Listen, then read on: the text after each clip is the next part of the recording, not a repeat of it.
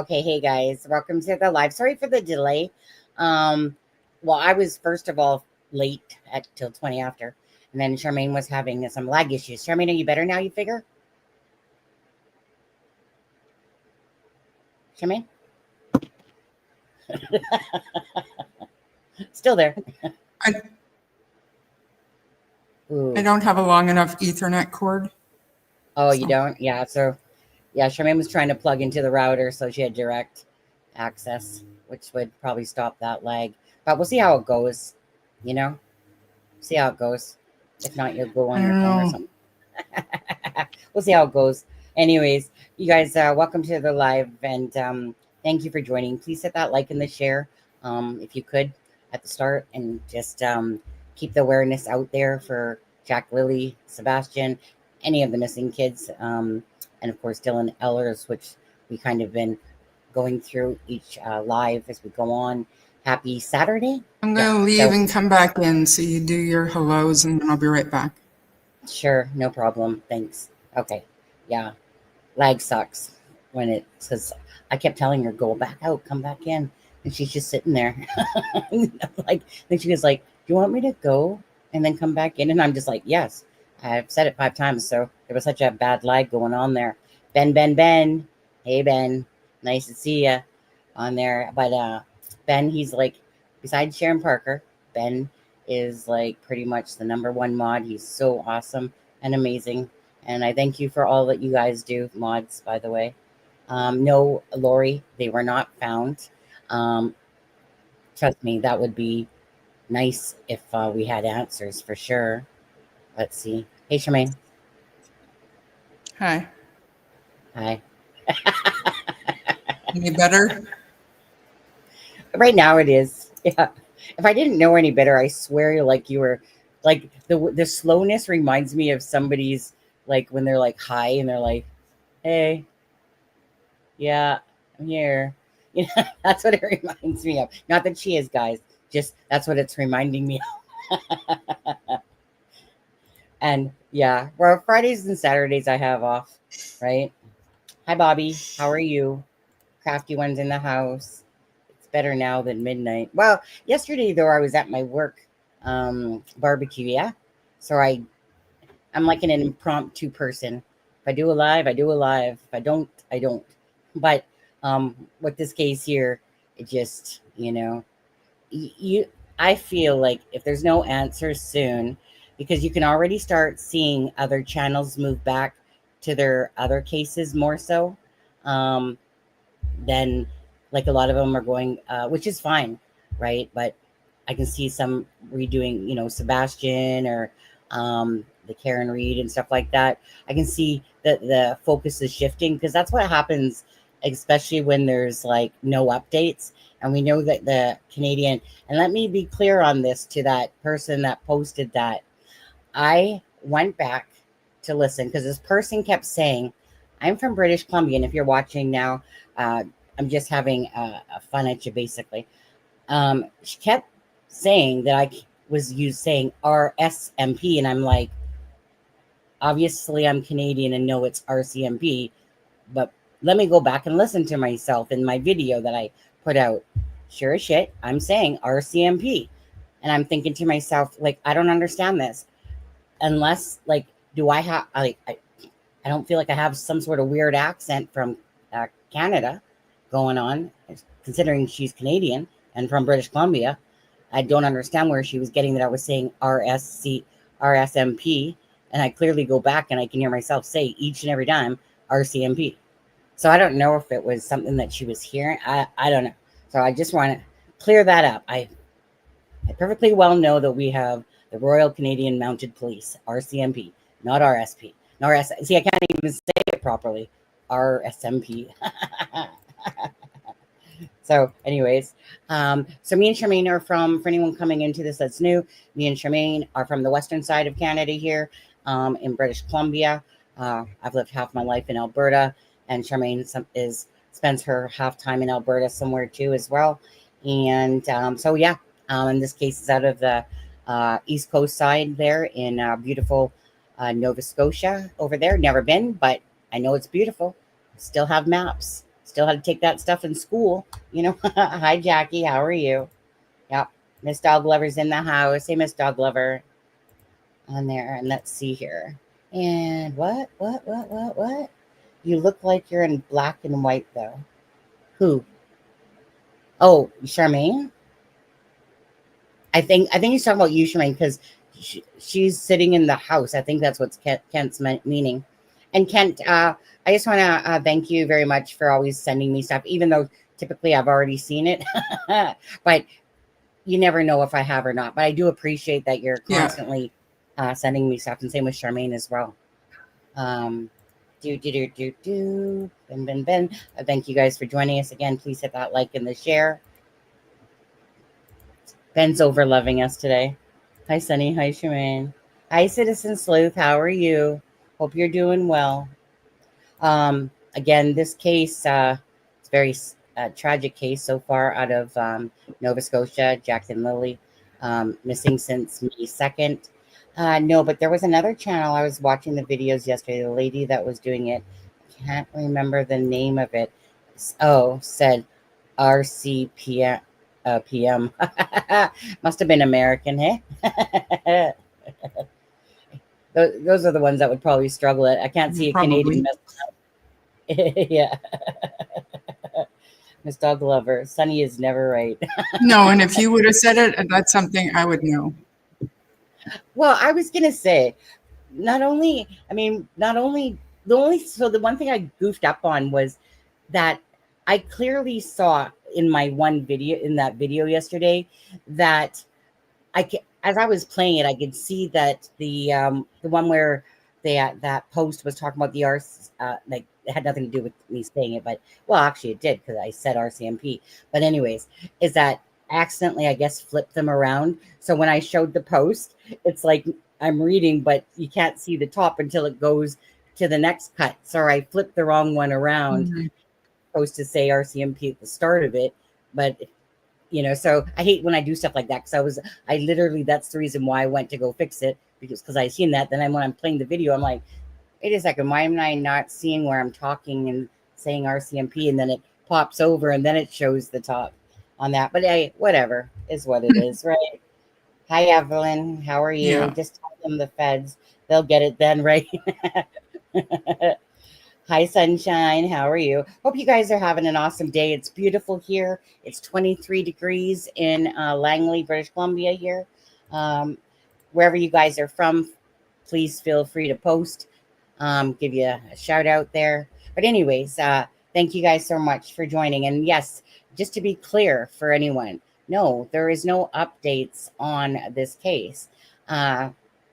Definitely Canada is a lot more tight-lipped, and the information is 90% harder to get than in the United States. In the United States, it's easy peasy, lemon squeezy. Here in Canada, no, they don't do things the same, for sure. They did a couple press conferences, and I really enjoyed the press conference when they did do it. And I wish that they would, kind of, when a case is first coming out, people, they definitely want, for the press conferences come out. But what I did like about the first one, Charmaine, is that they were pretty much very clear, like meaning they were to the point in saying that, look, if we thought it was an abduction, we would have given you that information. We would continue searching if we felt like those kids were in the woods and still alive. But no, we don't. But they do go back and search, right? Now, to me, my personal feelings on that is because it's more that regardless if the story isn't true, which I do not believe it's true myself, the bottom line is that they still have to recover these children regardless. And it's turned from, basically a search to basically almost like a recovery mission now, investigation. And that's what it seems to me. But they were very clear on that. And I did appreciate that, because it's not like we're stupid over here. And when they're just point blank, I appreciate candidness myself, cut to the chase, get to the point. Thank you so much. and that information. But I just wish that they would give a little bit more. But probably the reason why they're not updating the information about when the children were last seen, a good chance to that is because chances are they don't want you to know the information that they probably do have about when the children were actually last seen, in a That's sense. right. And yeah, and you don't want them to. They're not going to give away anything to us that they don't want to, and they'll give us the information that they want to. Um, it just happens to be usually less than when you're covering a United States case. Newfoundland, and it's raining today. My ex-husband's from there, Newfoundland, um, on there. So nice to see you, Linda. We're all here vested in. It's hard on us to imagine these officers knowing that these kids met with nefarious circumstances. Absolutely. I keep seeing Belinda Gray, which is Cody Lee Sullivan's mom, that, she's doing what a grandparent should do to me. Mm-hmm. So bless her. She put out this post today just to show you guys for Jack and Lily. So this was actually this missing thing one. It was on her, like, she literally posted about 3.5 hours ago.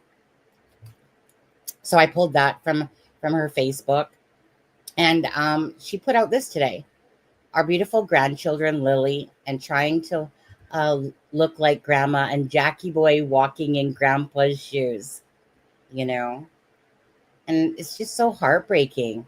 Like, it's just beyond repair heartbreaking. You see them, like, you know what I mean? This is exactly what these kids should be doing right now, is just having fun, being children, and it's just so hard to imagine that you're looking at these two faces, and the chances that they're alive is very slim, next to none. It's possible still, because we don't know. What do you think, Charmaine? I mean, we'll get into a couple things here, but No, I agree with you. And I mean, it stands out to me that clearly this picture is, at least 2 years old. Jack looks like he might be almost 2 years old. yeah. But we know that there was some kind of they obviously broke up, and, so, yeah.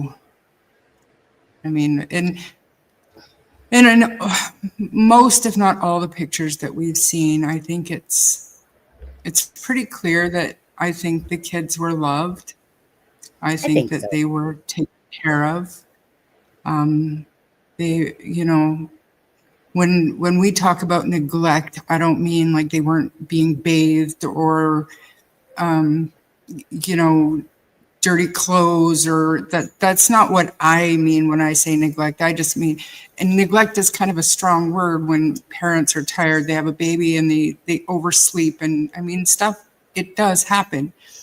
But and people make mistakes every day, and if something happened where something was left out and the kids got into it or something nefarious along those lines, that doesn't mean that they weren't loved and taken care of. That means that somebody made a tragic mistake and then, went about the results in the completely wrong way.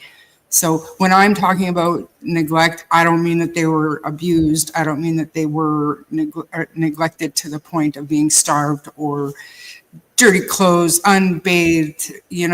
I'm talking about, it could have been like a one-off where they just made a series of terrible decisions that led to something horrible. And do you know what I mean? Like, there were toys in the yard, but concerning to me, and this is just me, toys in the yard, but strewn about between like old mattresses and a stove and tools. And, it wasn't a really safe looking play area.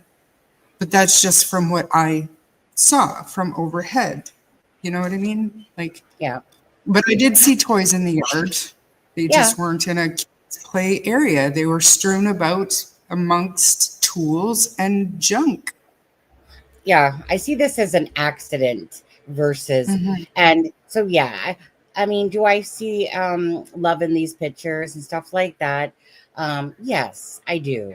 I really feel like this was an accident cover up. Mhm. And it's basically, again, they have a child that's 16 months old. And this is all allegedly our opinion when we're talking about this, because there's only so many things that could have happened to Jack and Lily. That's the bottom Mhm. line of it. The, the strongest, the, the strongest, what's the word I'm looking for, probability, Probability. Yeah. yeah, is the fact that something happened to the children at home. That's the strongest probability, regardless. And then the other ones still have probabilities, but yet all of them are still lower. Like I know what Dr. Todd Grand there said. I really like the way he talked about it, because it's, again, he just says it in a nice, like, lined up way, like typical A personality, right? But it's not Mhm. like for me, the number one thing after you realize that the children, they couldn't find him in the searches, thinking that they were going to be brought home. Once a couple days went by, or at least the second day, that's when I'm like, no, mm, mm, this isn't this isn't good at all. And so the highest probability, Yeah. to me, is family involvement, and whether it turns out that way or not. But there's a lot of things to add to that. What is that weird noise? I think they're doing It's something not here. outside. It's silent here. No, it's not your end. It's because the window's open, and I think it sounds like a sweeper going by or something. Yeah, if you guys could hit that Mhm. like and share. Now, so before we get moving on with Jack and Lily, we're gonna go, of course, add to stage Dylan Ehler. Again, happened in 2020, 3 years old. The parents basically, everyone was supporting them. Then they came across those videos of the mom, and then of course the tides turned, kind of like what happened with Seth Rogers. Same thing. Do I feel like the parents are guilty here at all? I don't at all. The grandma, neglectful. Did she? It's kind of same feeling here. Was her grandson loved? Did she make a mistake, the grandma? Absolutely. I feel so, but I don't feel like an abduction with his case myself, but that's what the parents want to know. There's no recovery of Dylan's body, so they would really like to know, of course, what happened to Dylan. Did he end up in the water? Was he abducted? They, like any parent, this is the most tragic thing any parent could ever face, or loved one. It doesn't Mhm. matter if you're a parent. It's a missing person when you have no knowledge if they're alive or dead, where they are, what happened to them, is the most horrendous feeling that anyone must face. It hasn't happened to me, and if I can already feel this deep pain just even talking about it, right, for these family members, imagine what they're feeling tenfold, um, because it's their family member. And my heart goes out to them, because you got to always put yourselves in their shoes and think of it as if this happened to you, right? And sit there Mhm. and put yourself in somebody's shoes. But this is, especially if you have children, you know, you would be mortified beyond repair not to have any answers. That's why, please give a like and a And share. Go ahead, Charmaine. I think that it's really hard to remove yourself from what you think you would do in a situation like this, because Mm, this is, unless you've been in that situation, like I keep saying, I can't relate, and I'm thankful that I can't relate to this. I know what I think I would do based on my own feelings and my own, right. my own character and how I react to certain things. Correct. But in reality, if something happened to one of my kids or grandkids, I Um, I don't know what I would do.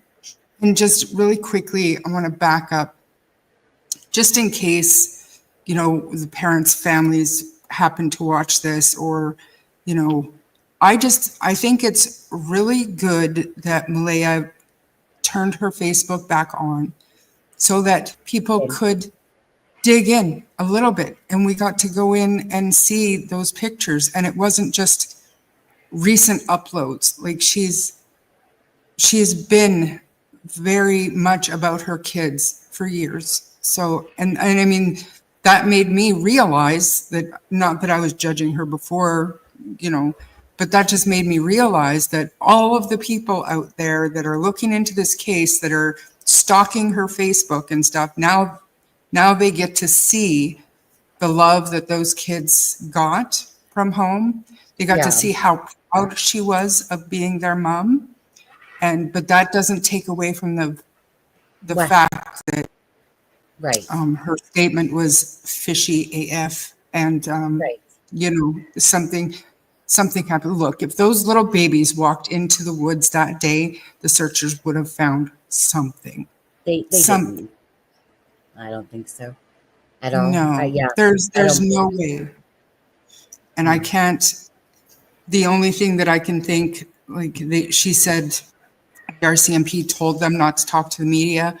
And now Daniel's kind of a little bit more quiet. I think that it's possible the RCMP have asked them not to share certain information. And if you can't be sure that you won't share this information, we're going to ask you not to talk publicly. Do you know what I mean? That's a possibility, because there's a reason why they're not out there screaming from the rooftops on all the news channels, find my kids, what happened to my kids. There's a reason. At the beginning, super fishy. But as time goes on, I can see how the RCMP could be asking them not to say certain things to the media. Don't let certain things out to the public. Yeah. And if you can't control that, then don't talk to the media. You know? Evelyn Churin here says, it happened with my son and his dog. Those are just my thoughts about what's going on with the parent accident. I think there's a lag. Oh no, it's okay. Pardon? Oh no, I think there was a bit of lag, girl. Unless I was over talking you, because I started saying something and then you started talking again, and I'm like, maybe there's a bit of a lag, or maybe there wasn't. There was on there, but yes, thank you, Charmaine. Now, the thing that I did, Kay, I'll come back to you in a sec, just Evelyn, okay? The thing that I did find odd, and I've said this right when when her Facebook came up, that she did the right thing. Honestly, she did the right thing.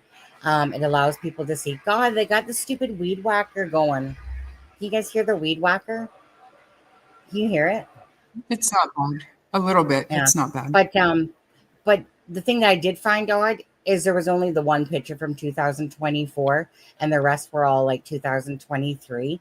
So the Christmas picture that she posted. So I just wondered, like, that was strange to me though. Like, why are you missing a complete year of pictures? Because I'm sure that they all didn't have Daniel in them, you know? So I was just wondering about that part, because it starts from 2023 and goes to 2021, you know? So that makes me wonder why that whole year of last year is missing, besides the one Christmas picture. So basically a whole year. So it's just my food for thought. Can't help but notice those type of things. Yeah. Okay. Evelyn says, it happened with my son and his dog. It's freaking scary. We found my son within an hour, but we had helicopters, search teams, and everything, you know? And so again, I'm so blessed the fact that it was an hour and that your son and dog were found. But imagine just an hour going through that. Absolutely. Right. Just your mind just crazy with emotions.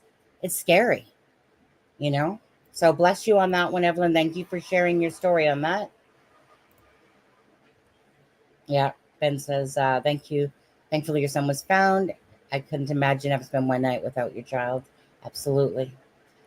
Sunshine. No, that's a really good point. Which one? Sorry, that's a really good point that Kent is making about every picture that had Daniel in it. She removed them instead of cropping him out. So that could be why there aren't very many pictures. No, she literally has zero. She has one. Yeah. I'm pretty sure. You can see all her pictures. And most of those don't even have Daniel in it from 2023, right? So I'm sure. No, she went through and she scrubbed him from all of her social media. Any pictures, she deleted them all. Yeah, but you can't tell me that she doesn't have a good handful of pictures from 2024. So that No. part, like, meaning it doesn't make sense, Charmaine. We all know there's tons of pictures there that she has of 2023 without Daniel in them. She might have scrubbed him from the pictures, but you definitely would have pictures of your child without Daniel in the picture for a whole freaking year, besides one Christmas picture. It's just meaning it's odd to me. That part is odd to me. Is there a reason for it? Maybe. Maybe there's nothing sinister to it all. And it's not like I'm even saying it's sinister, but it's one of those things like, why are we starting from 2023 when clearly, anyone, like I said, thinking about this would realize it's not like Daniel was in every picture. She obviously took lots of pictures without Daniel in them. So why in 2024 aren't we seeing any? Maybe she'll put up some more soon. Who knows? Who knows? Bottom line is, still, regardless, again, going back to kind of like the gist of that, is there involvement perhaps on Daniel's and Malaya's part? Absolutely. That's the highest probability. Does it mean that these children were neglected and not loved? Maybe not up to some people's part, for sure, but I feel like when we look at the pictures, yes. But that's because I feel like this is an accident. I don't feel like this is two people that decided to take these child's lives on purpose. I think that something happened on when I'm thinking about this. And we'll actually, you know what? We'll come back to that. I have to stay on course here because we'll get into all that in just a bit here. Sonny, I hate it when the gardener comes around and the lawnmower. Yeah, right? Me too. And it's warm, so I don't want to close the window either, but weed whacker, we call it a whippersnipper. Or we call it a weed whacker, yeah? What do you call it, Charmaine? Weed whacker? Depends on my mood. I've been known to call it a whippersnipper. I mean, it's not like I don't know that expression, but I guess I've always just said weed whacker. That's always what I've known it as. Maybe it's because that's probably what I was told. No, me too. Yeah. So Evelyn says that they handcuffed me to the police car and I was flipping out. Absolutely. Especially if you haven't done shit all, But then again, from the outside point of view, you're glad that if the police are doing the things the proper way, right? Protect a crime scene. Family is always looked at first as they're out searching, regardless. But I'm just prayers that it obviously turned out for the good for you and your son. Okay. Okay. So weed eater. Yeah, Sharon, weed eater. Drugs, they all make sense. Whippersnipper, weed eater, weed whacker. Drugs ruin lives, even reaching out to extended family. Of course they do. Of course it does. Absolutely. Okay. So Dylan Ehler, again, Deception Detective, has taken on this one as well. And I see other people are starting to cover this case with Dylan. I just wish that answers come to anyone that's in this position where they just don't know or don't have answers. Again, then we move on to Sebastian Rogers' case. Okay. Out of Tennessee, Hendersonville, 15-year-old at the time that he disappeared, autistic on the high spectrum side, and just disappeared without a trace. So I really feel like this case compares a lot to Jack and Lily's in many ways. To be honest with you, I think it's a very parallel type case. Sebastian Rogers, lives in this beautiful neighborhood in Hendersonville. The the biological mom and the stepdad give sketchy vibes for sure. Seth Rogers, which is the father, biological father of Sebastian that lives 1 hour away in Clarksville, been, like I said, diligently every day. Every day. It's always about Sebastian. The focus is always about Sebastian. That's why I can appreciate Belinda Gray, who is the biological grandmother. So Cody Lee Sullivan is the biological father of Jack and Lily. So Belinda Gray is his, that's his mother. So she's the biological grandmother. Oh, and same with Cindy Murray.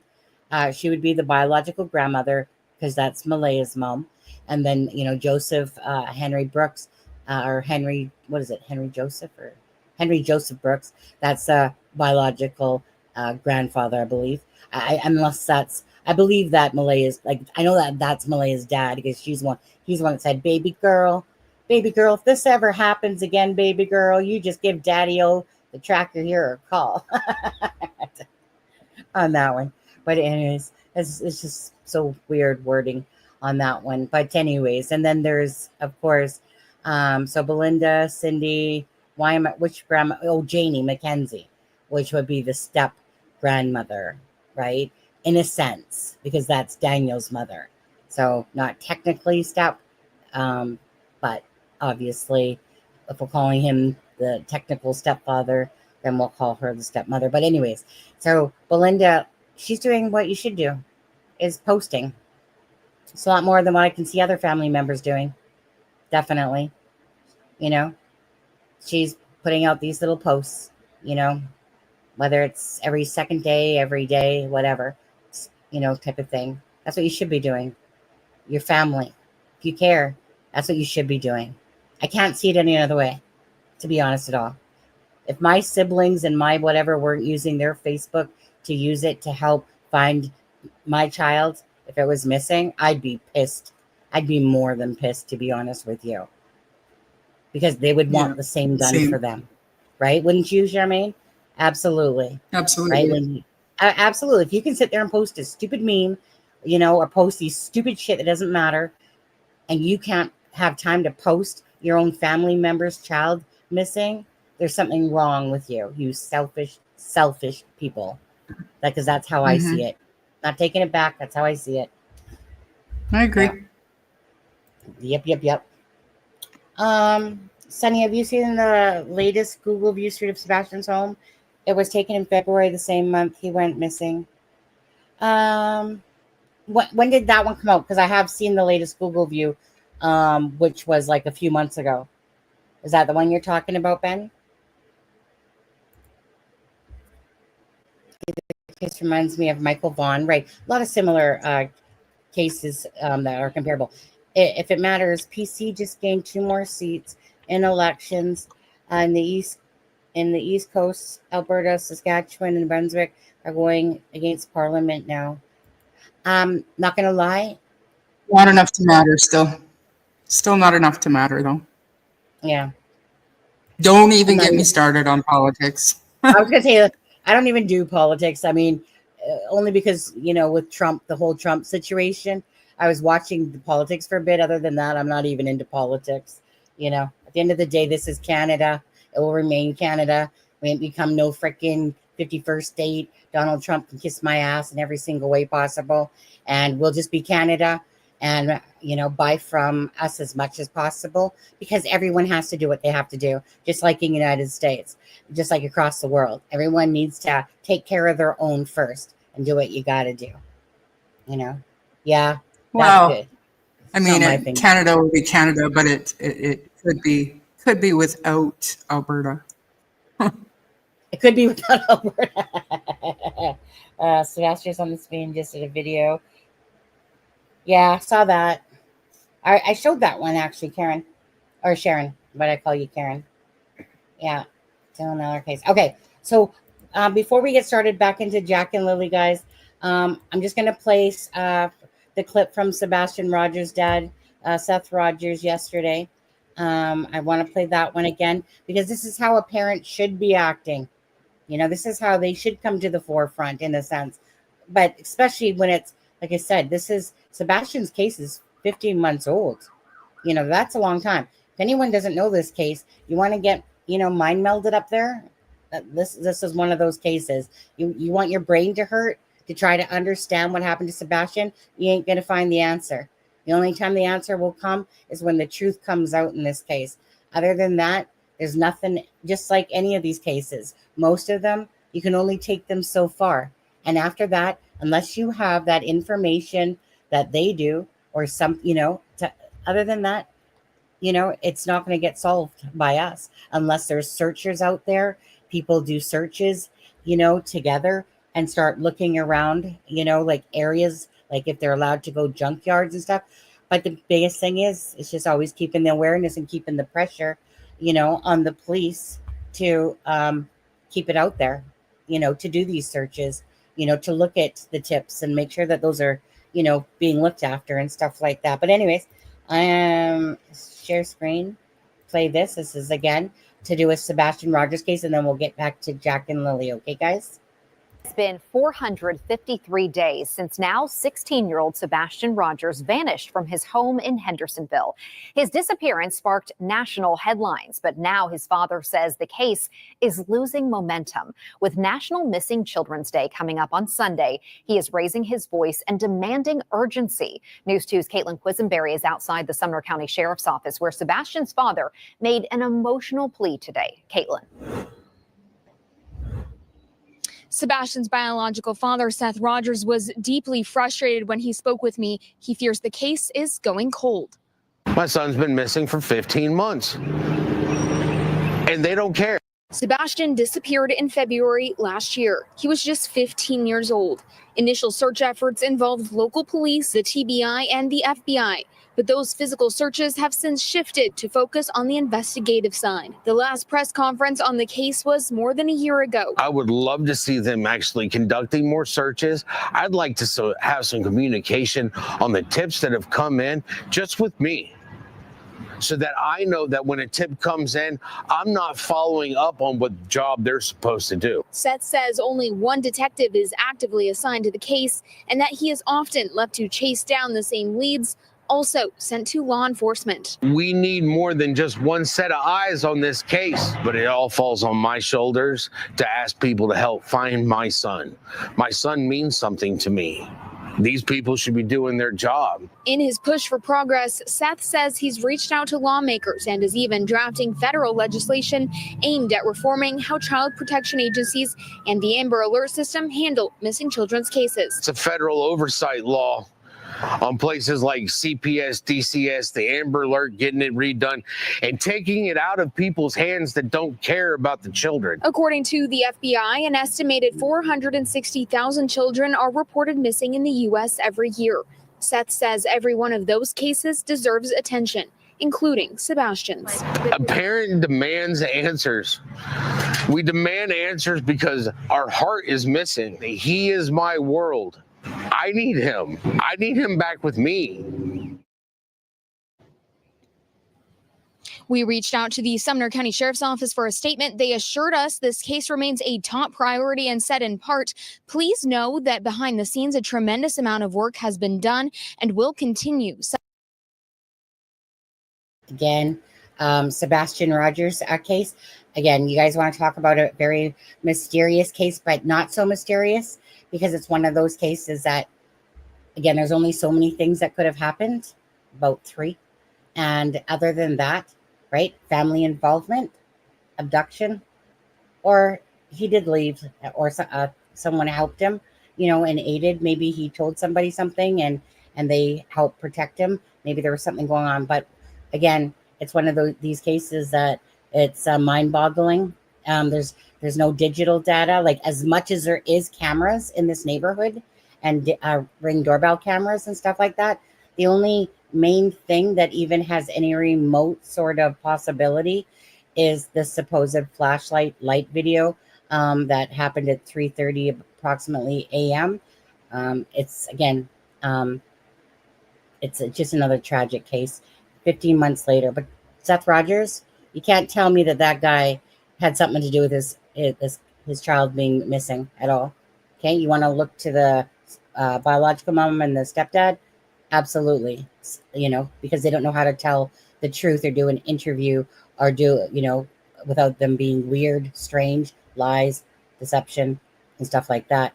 But yet, it's 15 months, guys. I hope that doesn't happen with Jack and Lily's case, that the same type of thing happens. So, and I mean, for me, everybody says there's like parallels between Sebastian's case and Lily and Jack. And I mean, I can see it, but at the same time, I think a little bit differently in that Lily and Jack, to me, seems like a legitimate accident, or, you know, something not nefarious other than what's happened since. Whereas with Sebastian, I'm sorry, I don't think it was, Right. I don't think it was a mistake, put it that way. Right. And that's true enough, Charmaine. Lily's and Jack does seem like, if anything, it was an accident, but Sebastian's does not really seem that way. This seems like more of definitely nefarious in the sense of, you know, the parent, stepmom, biological mom, stepdad, possibly, you know, covering up something, the truth, but something happening to Sebastian, not by accident. Or it still could be, to be honest with you. I mean, honestly, I don't feel that way about his case, though. I don't feel like it was like this accident cover up, but there's still a possibility of giving Sebastian, you know, too much medication. I'm not seeing that, but it's still a plausibility. But in his case, you lean more towards that somebody did something to Sebastian and that it was more of a cover up. But again, we don't know the answer, so nobody's been charged. Maybe one day some answers will come. It's just very devastating. And when I see Seth Rogers speak, you know, even then as he's speaking, you could feel his emotions. You know, like typically Seth will cry in most interviews, but you talk about 15 months, he's getting angry again, but you can see that he was welling up as he's talking, because it's like he says, right? It's my son. I need him. I want him back with me, type of thing. And chances are with Sebastian, you know, it's going to be about answers, not so much his child walking back in that door. But I will remain more hopeful for his, and just try to think of it as a glass half full for his. Lily's and Jack's, my gut feeling would be the glass is half empty, more than full. And I always like to look at the positive side, but I always go by what my gut feels. And I feel like this was an accident cover up, which is the most plausible answer, to be honest with you. Right. Stepfather for Sebastian, 5 CPS cases. I think Lily and Jack are close somewhere. Just my thoughts, though.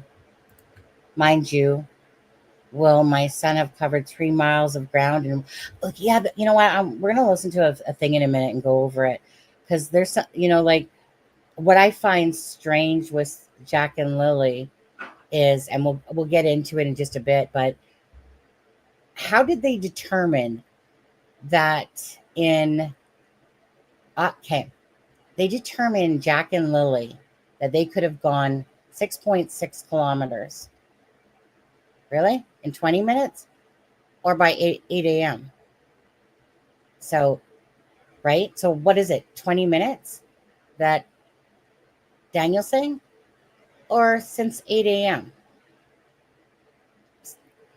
I could see it being more like 8 a.m., not 20 minutes, but they came up with that number. That the profile, they said, is 6.6 kilometers for Jack and Lily. So that could not be off of 20 minutes. Truth is in there. 3 miles of ground, one way. Mind you, Will, my son, he had covered 3 miles of ground one way in 1 hour and found his way home from 3 miles away. He was around 8 following his dog and came back by the highway on there. Again, bless on that one, Evelyn. Yeah, no politics talk, blah, blah, blah. 8 a.m. and they use the app. There's a guy that developed, one of the searchers developed a missing persons app. Right. One of the searchers developed an app. Okay. So first of all, I want to play this. Let's talk about the blanket. 1 second here. Stop screen. Present. Share screen. Let's talk about the blankie. Nope. Cancel. I need to share video. Not a image. Okay, we'll play. Yes, families brought us to a location there, not far away, that there's a piece of a blanket which The mother says she believes it belongs to her daughter. It's just off the road here. I don't know if you do PU status, you'll see where Bravo 3 and Bravo 8 are. Yeah, we just off the Lansdowne Road, off of 289.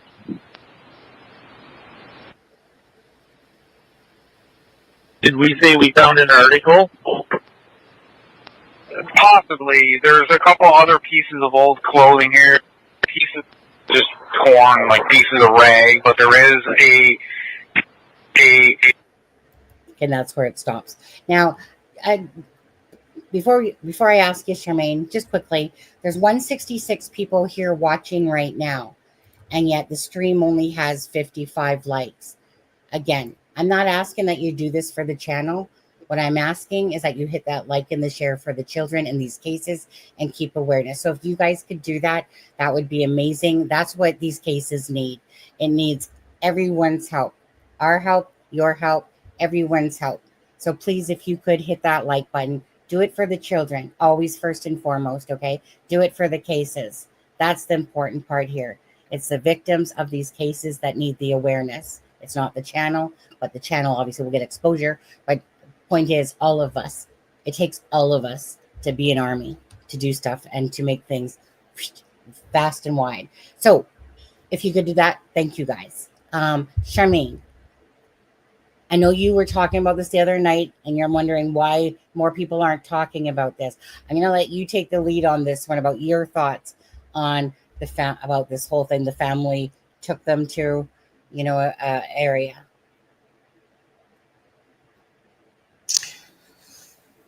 Well, I mean, when I first heard it on Plunder, I had to stop and re-listen to it a few times just so that I could be clear that the parents led them to the area where they found a piece of a blanket that mom said she believed belonged to Lily. And then I started thinking back to Daniel numerous times said, I can't believe that they haven't found the backpack. I can't believe they haven't found the pull-up. I can't believe they haven't found this and that.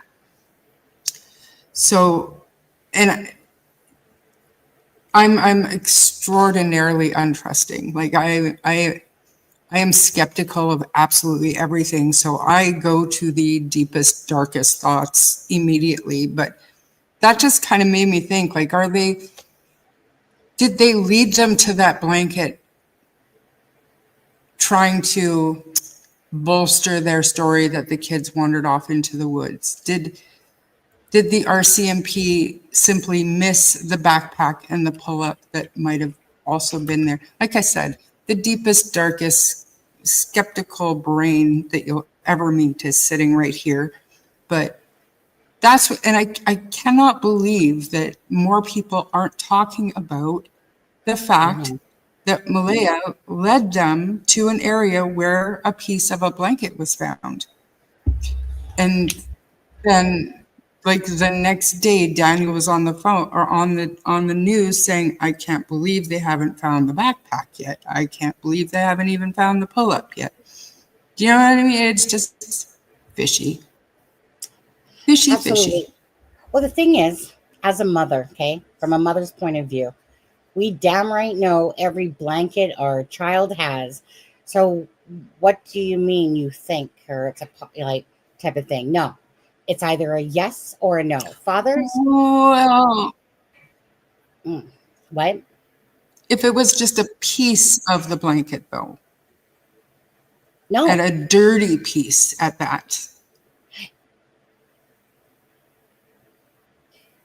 Daniel said no, she says yes. At the end of the day, I still know every darn blanket that my child has. So that's where I have a hard time. And family led to, you know what? I'll just call a spade a spade. I don't believe the story whatsoever. I believe that the backpack was that they planted that in there, that seed, that yes, Lily had a strawberry knapsack. But I for some reason, no, not for some reason, for a lot of reasons, I just feel like BS. It's BS. that was part of the story cover-up. That's how I feel about it. I don't feel like Malaya's story is truthful. Now, why is it not truthful? And why did she have a hard time with her interview? Is because I feel like the reason why it's so from a red flag from start to finish is because it's a cover-up. It's basically putting out a lie when truly what really happened was an accident. And if we believe that there was a party on Wednesday night, that's how I think of this now, to be honest with you. The most probable cause is that there was family involvement. That's the most likely scenario out of all of the probabilities, as Dr. Grant had said. And like I said, he said like 60%, right? That although all of them are low in a sense, which basically an abduction is like so out of the cards. He explained why. We've talked about this stuff too, right? That you would have to go from these children all of a sudden going outside to this silent door. You know, they reference the silent door because they're telling you a story, and they're not smart enough, wise enough to realize, probably, hypothetically, allegedly, that what they're saying doesn't ring true as it's being said. Hence why Malaya's not showing proper emotion. She's not saying proper words when she says, "I tell Jack, do you hear the children," or whatever. And she's talking about how yappy they are, abduction, you know. And then she changes her tone when she says, "Well, it is possible," and stuff like that. So I just feel that there's probably something that happened on Wednesday night or led into Thursday to these two children. Something happened to one or both. And that Thursday was a bullshit cough call into the school. Friday was their plan to call in because they have to do it at some point regardless, but they have to kind of get a story straight. I'm just talking in my opinion here, first and foremost, about how I'm feeling about this person, like this case. And this, we'll get into the video with the post, but that's how I'm seeing this case myself. Because she was called into school sick on the Thursday.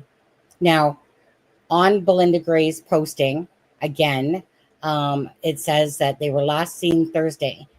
We have had no acknowledgement of that. Belinda Gray would have been told that information by a family member. So that does that make it true? No. So unless there's actual facts that someone can say that has come out, which there's not, it seems most likely that something happened to the children. It was an accident. They were called into school with a cough. They both didn't go to school. Friday, they disappear, and the story does not make sense. And like Dr. Todd Grant say, the most likely scenario on based on the factors and the probability would be 60% that it was basically family involvement. Your turn. Right. It's blanket. Yeah, I mean, that's how I'm just saying my own thoughts, what's going through my head, but go ahead, Charmaine. I agree. We're both reading the same book, almost on the same page. I don't know how Belinda is, like, who's getting the information to her, because, well, I mean, we can't really say if she's part of their day-to-day lives anymore, but do you know what I mean? Like, she's just regurgitating the same stories that she's been told. So, yeah. I mean, I don't know what to think. Hi, Remy stuff. To me, it's just, it all stinks of a terrible accident. And Kent made a really good point about the blanket being by the road because they want to try to get the police looking into a possible abduction. But I mean, to me, it's too much to be thinking like that. So if they went missing, just say they went missing on Wednesday, was it more of a they wandered off into the woods, and I'm going to find them myself, like a Casey Anthony kind of story. I want to find them myself or figure out who took them myself, and then by the next day they haven't found anything, and now they know they're in trouble. Do you know what I mean? Like, it can go so many different ways. Yeah, To me, it's much more simple than that. you, you know, the thing is that we have a neighbor, right? So we have literally, so there's a couple things about this, because we have to look at it always logically first, is that there's a neighbor that's putting themselves out there that says, I live 500 whatever feet away from their home. Either this neighbor doesn't give a shit that they're putting that information out there, because obviously if they're saying they live 500 feet from the home, so there's 2 homes. And I bet if I measure, one of them is probably more like 5, somewhere in that vicinity, right? So either this person doesn't care, and because like myself, I wouldn't care. If I freaking, I don't, like, some people are passive. Some people are strong and they don't give a crap. They just want the truth out there and stuff like that. So this posting from the neighbor that's saying, look, I thought it was a freaking crack house. Does it look like a crack house? Could it? Absolutely. It's a big dump hole on the outside. We know that. Can crack houses look like freaking mansions? Absolutely. But when you see a dilapidated place, there's instant judgment. Come on now. When I drive by a home that has a bunch of crap in the front yard and stuff like that, am I going, oh, what a nice place? Or do I think, what a junkyard, type of thing? So this neighbor saying, I can't remember if it's Wednesday or Thursday, that I saw a bunch of vehicles and one that was actually on the side of the road. But the thing is, Charmaine, myself, like this whole that they got lost in the woods and they were trying to look for a couple of days, and Daniel's saying like, ooh, why haven't they found a pull-up or a knapsack at this point, in there. I'm not buying that the searchers missed 2 children and couldn't find them, that there was no evidence of this at all, that they went into the woods. They called off the search. They said, if we really felt like they were out there alive, that, they literally called off the search because they didn't feel like the kids were actually out there, to be honest. And that time had gone by that they would be dead. But it's kind of like with the abduction thing, saying, look, if it felt like there was an abduction, we would have told you. That's exactly how we basically said it. Like, we would have given you that information, but we didn't. So that's what, type of thing. They were pretty straightforward about that part. And honestly, we have to always look at every angle, but which one seems the most likely. So could be different exactly than Charmaine's thinking and stuff like that, or anybody else's. But when I try to make sense of what is more the most truest sense, is something happens to those children on the Wednesday night or Thursday morning, that they were called into school because something had happened, that was a lie, that they had to call the police. That to me is not falling out of the realm of reasonable. That seems still very reasonable. And I know we talk about, well, where is somebody coming forward to say something? Like, why isn't anything really been said about this party? But, then again, like I said, so it's about this post. Someone that says they literally live 500 feet away, a bunch of cars. Is that post authentic? Is it someone just trying to get their moments of, fame in there in a sense? Because people do that crap. But the thing is that the post, if you look at the situation, right, of the Tuesday was the last time the bus driver seen, they're obviously have gathered footage from 5 days earlier. Charmaine, on the 5 days earlier, I mean, obviously it's not like they disappeared 5 days earlier, because the children were last seen on the Tuesday, but they're looking for something. And that to me is 2 things, right? Either they're looking for a possible vehicle in the area, or they're looking for the family's vehicles and what they were doing prior to, because just like Sebastian's case, they go back in time because they when they first initially searched, right, they were kind of going off of that day and stuff like that the night before, and then they go back more because now they want to see where exactly were the parents, what were they buying, what were they purchasing, was their vehicle in this area, did it, right? Obviously it's not because they feel like Jack and Lily disappeared then, it's what was leading up to the disappearance. And I mean, I'm going to put my armchair detective quarterbacking whatever hat on right now and say usually these types of investigations begin inside the home and they rule out the family, and from there they work out. And usually when they start working out, they're going to look a couple of days beforehand and a couple of days, they're going to continue going from what they find, not 3 weeks later and then start asking for trail cam video, and I mean, they were asking for, I guess, that neighbor's family's vehicles and stuff so they could rule out local traffic. So clearly they're looking for strange vehicles, new vehicles, people that are just not normally in the area. And then I had also read that their financial records showed that they made a purchase at a store or something, and they wanted video footage to see if the kids were in that car, or so, and that was a couple of days before they were reported missing. So honestly, I think the RCMP are on to it, but I do too. I think that they are looking to discredit the abduction theory, but in my quarterbacking opinion, that should have been done like day 2 after they had cleared the family, if they cleared the family. So this is such an unfortunate chain of events with the investigation. It's very unfortunate. Kent says, no judgment, Kent.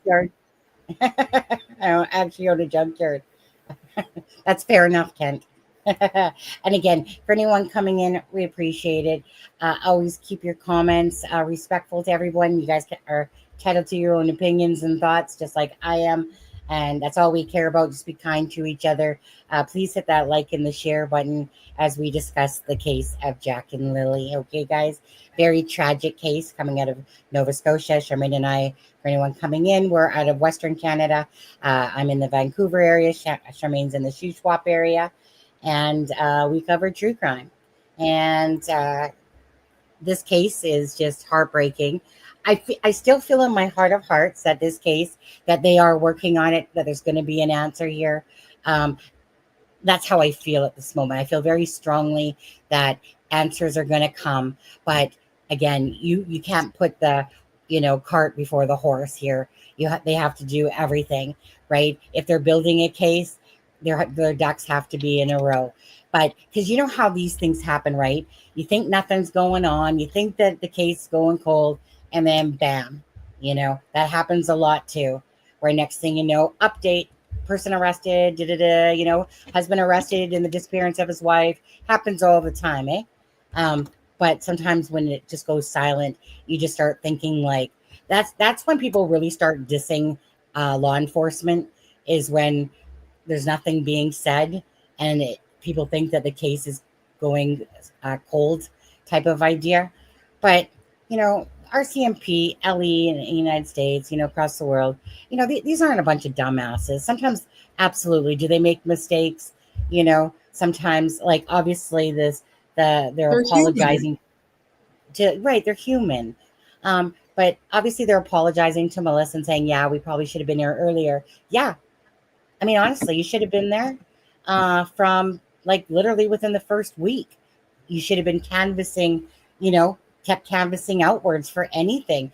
It does make you wonder if Daniel on their property had any, Kent had any of those hunting cams, or whatever Trail they're called. cameras. Trail cams. That's the word I was looking for. It does make you wonder if they had any on that property or not.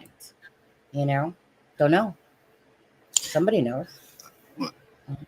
I mean, there's got to be a reason, and we obviously don't know it, but there's got to be a reason that the RCMP believed that the kids got out that quiet sliding door, closed it behind them, and either wandered off or went to the top of the driveway. They believed that story because that is what pointed their investigation, right? So there's so much that we don't know that the police are doing. Yeah. We know that. Like I said, I don't think anyone's buying Malaya's story. That she's not to say that. No, I mean, well, bottom line is this: Malaya's interview is, to me, one of the strongest, worst interviews I've personally seen someone give. There's been, I even put them above Christopher Proudfoot and Katie, to be honest with you, with that one particular interview. It reeks from start to finish. There's not one piece in there that is actually believable to me at all. I don't believe it's the truth whatsoever. But I believe that Malaya, so I'm just going by my own opinion. I believe that Malaya is blaming Daniel and whoever else for it, why she took off.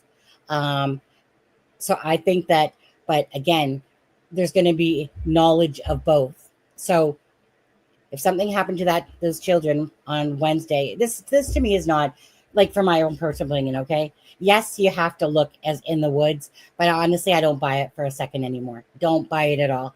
These children to me would have been found, 2 of them, the drones and whatever. With this particular search, I feel like these children wouldn't have gotten that far, let alone where did these children, like I said, get out this silent door, decide to break the rules, right? Because according to the parents, you have to go by what the parents are saying, whether it's the truth or lie. So, right, so if you're saying that they don't go outside without your offer, so all of a sudden they decided to go outside, not only leave the backyard, and then you're saying that they were playing, how would you know that? How would you know that at all? Again, then they walk down to the road.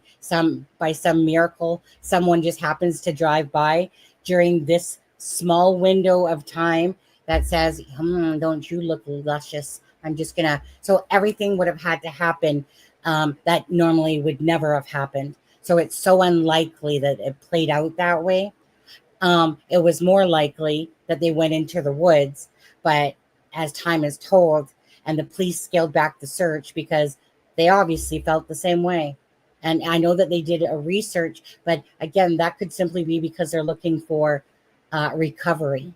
And potentially these children possibly could be in water, could be buried somewhere, if this is where what you're thinking.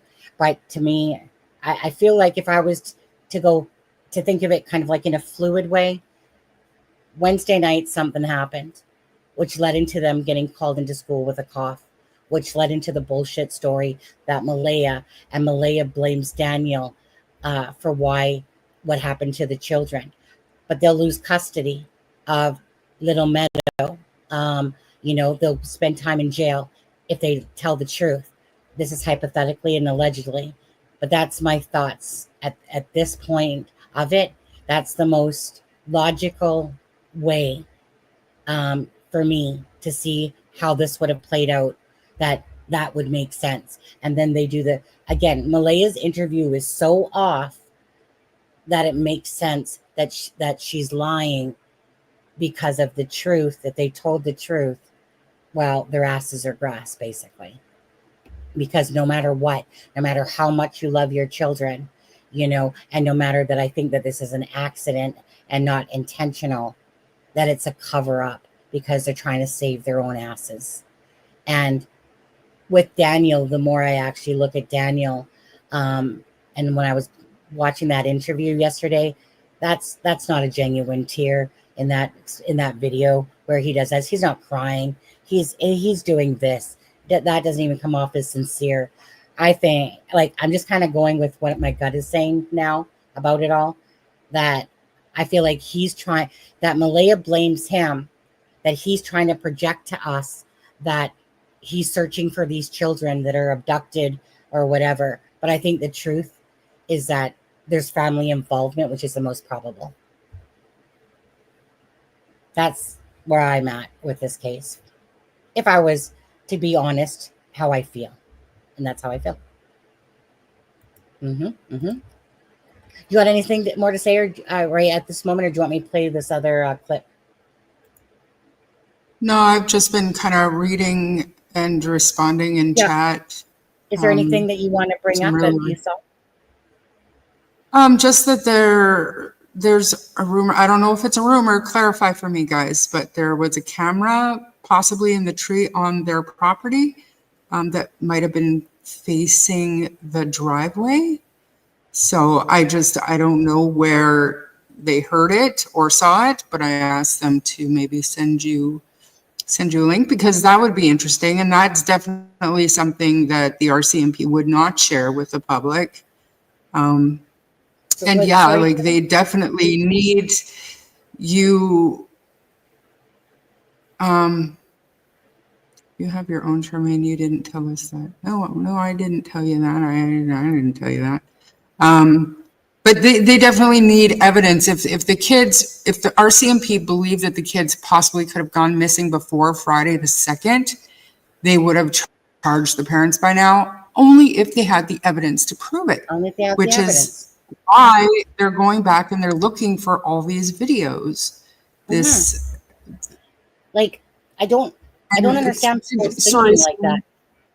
No, sorry, but I agree. Just one more thing about that party.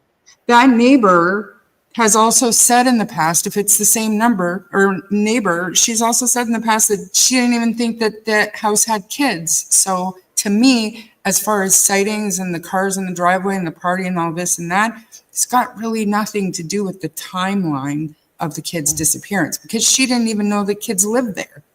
Do you know what I'm saying? So if they had a party, yeah, okay, then she could say there were a bunch of cars in the driveway, but I mean, anything that she has to say about the kids means nothing, because she didn't even quote unquote know that kids live there. Sorry, Kent. If you listen to Plunder's Dispatch Radio, they talk about when they found. Okay. Yeah. Right. Okay, I thought you meant on. Okay, I get it. Yeah. So, first of all, right, I don't know why people just expect that. In some cases, it does happen, Jola. In some cases, it does happen where, there's enough evidence and proof through digital, through everything else, to arrest them. Absolutely. But then there's cases where in this case, there's no cell service, right? So this is more kind of a little bit old school partially when it comes to this case. If there's no real cell service, they have to get warrants. They have to get everything to be able to go through, get Cellbrite, get all the information, look at the computers. It doesn't just happen overnight. Some people have so much evidence against them. Absolutely. It happens that night, that day, and whatever. Now, as for this other comment somebody said as well, just to clarify, why you, where was it that I saw that? It was, okay, this one. Hi, I'm a Sens fan. I'm a Sens fan, I think it says. It says, how do you blame somebody that was supposedly with you the whole time in bed? Wouldn't make sense if her interview was correct. Well, that's just it. That's just it. Wait, what? Wait, what? I said, right? That's exactly our point. Well, that's just it. Well, if I don't believe that the story of what they told from bedtime that whole day is accurate and they absolutely were lying, that's how you blame somebody. Because if you're trying to save your own ass from being charged, right? That's why I'm saying her interview to me is not authentic. It's not genuine, and it's contrived. Why? Because the whole story from get up and out of consciousness is a fake story. And so why would she blame him? Because the reason, if I'm just going by my own thoughts, right? just like you can have yours. But my thing is that if something happened that she blames Daniel or a family member or something to do with the kids, and they have to concoct a story to save both of their own asses, and because again, the outcome is jail if you literally had knowledge. But my thing is this, is that if Malaya felt like that an accident happened with the children on Wednesday night type of thing, which I'm thinking is Wednesday night into Thursday perhaps, that if she's blaming him, that she is blaming him for what happened, the accident that happened to the children. But again, people lie all the time because they know what the repercussions if they told the truth. You're going to self-preserve in a sense. And again, is that the word I'm looking for, Charmaine? Self-preservation. In a sense, you're looking out for yourself. You know that there's nothing else you can do. That you say, if the children are gone, now it's just basically what it kicks in. You don't want to do jail time. You don't think you were a bad parent, but an accident You don't happened. want to lose your baby. You don't want to lose your baby, right? Does that make sense? Absolutely. Most people would do that. A lot of people would do that. Most people do that until they're caught and are found out that they were caught in a lie.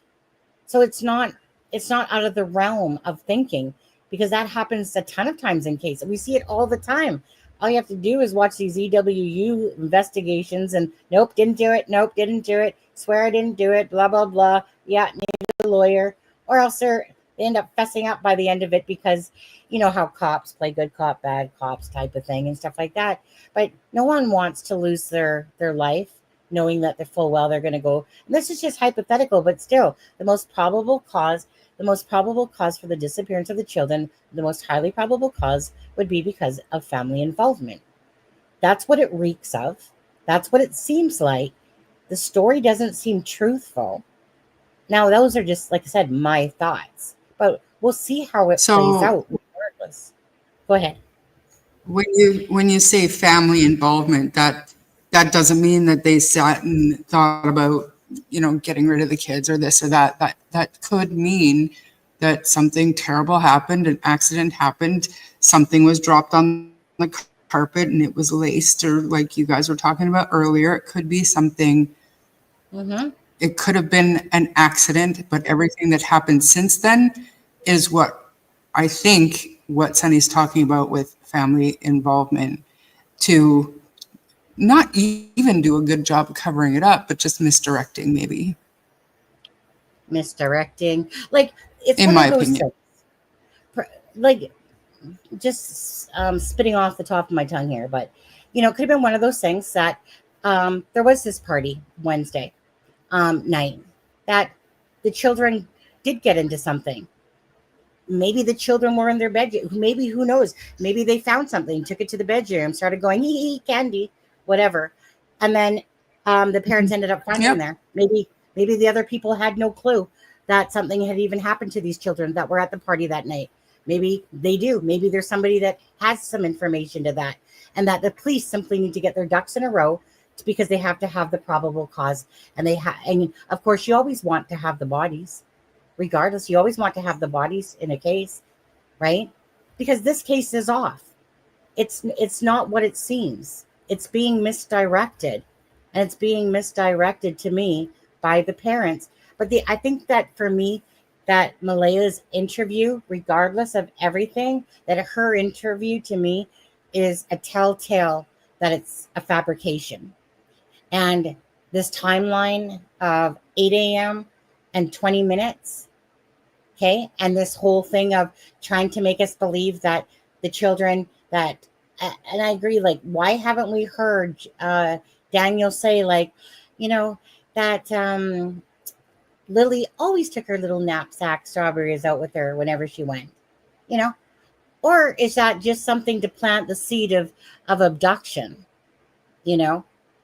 and really, because if an accident happened, they have to create a story to justify this line of thinking, right? only two things really, but I say three because I'm thinking abduction by a stranger. Something happened from the family within the house, and they created this obviously false story, or that the children wandered off in the woods, miraculously, like I said, and disobeyed every single rule, disobeyed everything, and just all of this happened and miraculously, and then the kids get called into school for the next day on the PD day. Okay, it's kind of one of those things to me. It's like 2 + 2. What's going on here? And most And why? Go ahead. And why, if Lily had a cough, did Jack also have to stay home from his preschool? Of course. Was he sick too? No. Maybe they called them both in with a cough, to be honest with you. Maybe we only heard it was Lily, but maybe truthfully it was both of them. Who knows? Either way, it's suspicious, right? It's suspicious. And to me, the most damaging information is Malaya's interview. Because if her interview didn't come off so red flag the whole way through to me, and it came off with sincerity and some tears and stuff like that, like the whole thing is a red flag to me, everything about that interview. So to me, because it seems so disingenuous and like she's telling a story and that they're kind of both pushing for an abduction thing, and then her voice kind of softens. And again, the one thing that pisses me off, one of those things is, well, a couple, she doesn't say the children's names at all. She doesn't beg for people to help. And she says, this one bugs me to no end. It was raining yesterday, but today the sun's out and, sunny, and I hope that they're warm. I just hope that they're warm. So like I said last night, Charmaine, so wait a second. So is it the woods or is it the abduction? Because if they're warm, you're pointing to the woods. If it's an abduction, you're not going to be going, well, I just hope they're warm in somebody else's house. It's a nice sunny day. If you're referring to a sunny day outside and you're saying the word warm, that means that you believe that they're outside in the woods. You're not saying abduction by using that terminology, right? But yet again, her whole terminology is off. This whole presenting to us about a silent door in this, crappy ass house. Nah. I think that for 1 second that door is WD-40'd around and you can't hear it. She already referenced that in order to reference that door, that means that it happened previously. Because obviously you can't say, well, we didn't hear him because, just because like when she says that the door and both of them say that you couldn't hear it, that means that it's happened before. So do I believe Jack and Lily were able to Or they've talked about that part of the story. Right, exactly. Right? Look, and I mean, at the end of the day, if it wasn't for how fishy her interview was, the story wouldn't have caught fire on YouTube and social media as it has. So in a way, in that sense, it's good that she's not a good interviewee. You know what I mean? Because now it's got the public's attention all over the world. And mainstream media, they report on this and that here and there. But like I said last week, it's just a matter of time before the mainstream media moves on to the next. And this case will be just one of those that we'll hear about on the anniversary or whatever. If it wasn't for YouTube and social media and keeping these kids' faces out there. That doesn't mean that, I personally, it's sad to say, but it doesn't mean that I think that by putting their faces out there, somebody's going to see them. I hope so. Somebody's going to see them alive and report a sighting or whatever.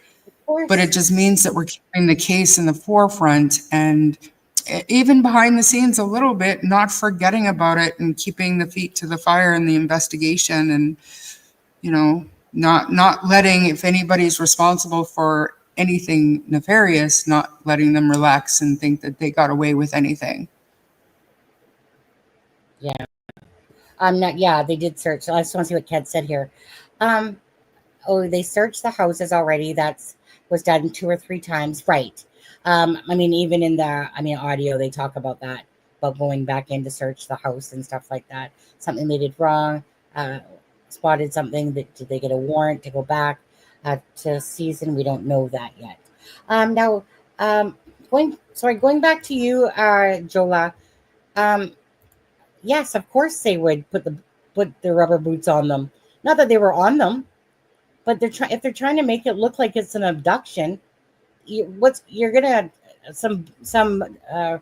a pair of shoes or boots are gonna go missing, because you have to go along with that line, right? So of course they would hide boots. Not to say that they literally stuck them on the children, but you're gonna remove them, kind of probably like the knapsack, right?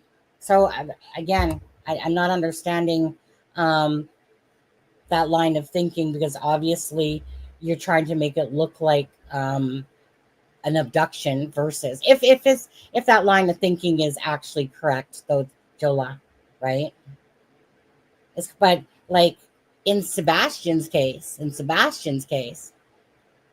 Sebastian, all of his shoes were there.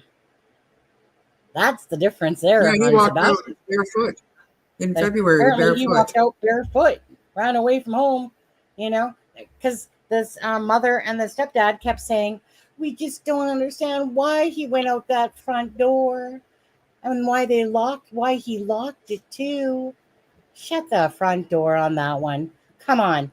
You think a child that has a regular schedule, that's highly autistic, that has that likes everything to be scheduled in a sense and a routine, and that he's not going to put on his freaking shoes, any of them, as he's walking out that front door, doesn't take his phone, doesn't take his knapsack, then he loves snackies, doesn't take his money, doesn't take nothing, and you want us to buy the fact that he walked out that front door and just didn't wear his shoes, that he's wearing socks or barefoot?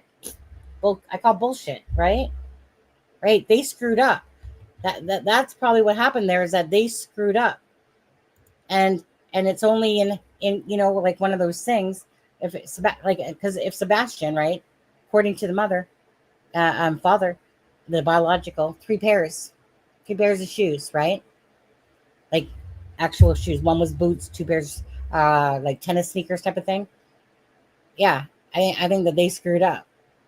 And of course, because if the bio dad notices that all the shoes are there, and no Sebastian, and this kid has a fire ant, and doesn't like to go outside with bare feet, you think Sebastian's going to take off in the middle of the night and run away and not put any darn shoes on or slippers or something like that? It's crazy difference, but most people, if you're going to try to make something look like an abduction, a jacket's going to go missing, perhaps a knapsack, booties, you're going to try to make it look like an abduction. I mean, even you think the stupidest criminals, but I think in Sebastian's case, they screwed up on that one. The truth is in the details, not the story. Oh yeah, Murder, She Wrote. I used to watch that all the time, Kent. Yeah. Let me play this out. This is World Entertainment and News. This one here. I'll be back in a few minutes. I have to go use the washroom, which is across the parking lot. So I'll be back. Oh, no problem. No problem. Let's see here. Well, let's just start from here and we'll listen to about the day. Okay. And again, please give the children could have traveled like at least 6 kilometers. So keep that in mind.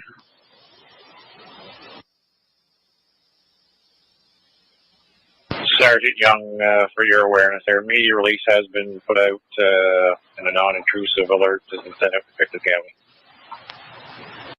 The last thing that we are going to look at is some information from someone who apparently lives 500 feet away from Daniel Martell and his family. So let's read this message out. I have to wonder if they'll ever be found, let alone if we'll ever know the truth of what happened to them. They live 500 feet from me. I didn't even know kids lived there at all. I thought it was a drug house. There's always cars there, and it's so odd to me but I can't remember clearly if it was Wednesday or Thursday. But there was so many cars there on that particular day that the driveway was full and a car was even parked on the side of the main road. It was like 2 p.m. at the latest. I remember driving past judging them, thinking how they were probably in there sharing a pipe or whatever, and then Friday, this all comes out. So this person has said that on either Wednesday or Thursday, which is 1 or 2 days before the kids went missing, there were loads of cars parked at the house. And we aren't talking like 3 or 4, we are talking around 8 plus. So what was going on at that property that week? Or what has been going on at the property for a long time? Because if this person is saying it's a house where illegal substances are being taken, then it's not a safe place for Jack and Lily to be around, and then this happens, which makes you think something very dark has happened, and we need the truth. Thank you for watching. Please like and subscribe, and we will I think I'll go back a little bit and play a little bit more here. Let's see. Footage that has been handed over to the police by someone who lives close to the property that Okay, let's go a little bit. Hold on. But it is interesting to me that they said that they should have probably been around earlier, especially when some member of the public is going to like say that out there as well. So Melissa's property, they are saying, is around 8 kilometres drive from Lansdowne Station, dirt roads, but it's connected to it by train tracks and clearings for utility lines, and it's roughly 5 kilometres east of the children's home as the crow flies. And it seems that the RCMP have approached other people for footage. Now, we know the RCMP have been tight-lipped about the case. One of the neighbours who was asked for footage was asked about her family's vehicles, and this was so that they could rule out local traffic. So I just wanted to give you the update on this case, where we are at the moment. So RCMP seem to be doing things in the background. They are just being very tight-lipped. They want to protect the integrity of the investigation, and we have to respect that. So what's interesting is the amount of camera footage that has been handed over, and this could shed some light on what really happened. It's been over 3 weeks since Jack and Lily first went missing, and there are no signs of them being anywhere. Police have even stopped searching. And if you remember the statement from one of the officers where he says that if they believed the kids were still out there and alive, then they would still be searching. So they have dropped hints about what they believe has happened, but still remain very tight-lipped and haven't given us much information. Obviously, this camera footage could give us answers, because if Jack and Lily are seen in this footage and they are on their own, then clearly they have wandered off, and the parents have been honest about how they went missing. But there is also a chance that something else was caught on these cameras, and it could literally be anything. Even if it's something little, it could give us some answers to what has happened with Jack and Lily. Another thing that was mentioned in this video is the fact that the police have asked for the footage from before the kids were said to be missing, which could mean that the police have suspicions about the missing time in this case. Because to be honest, the kids could have gone missing at any time, because I haven't seen any proof that 100% shows that Jack and Lily were at home on the days leading up to their disappearances. We also have some inconsistencies in the parent stories, which doesn't help us believe that these kids just wandered off by themselves. Most people have suggested that this will end up being a cold case, and we won't find out what happened. But personally, I believe that the truth will come out, and we will get the correct answers, and most importantly, get justice for Jack and Lily. The next About that. That was World Entertainment and News. So shout out to that channel for that. I just wanted to drop the link for that channel. Okay.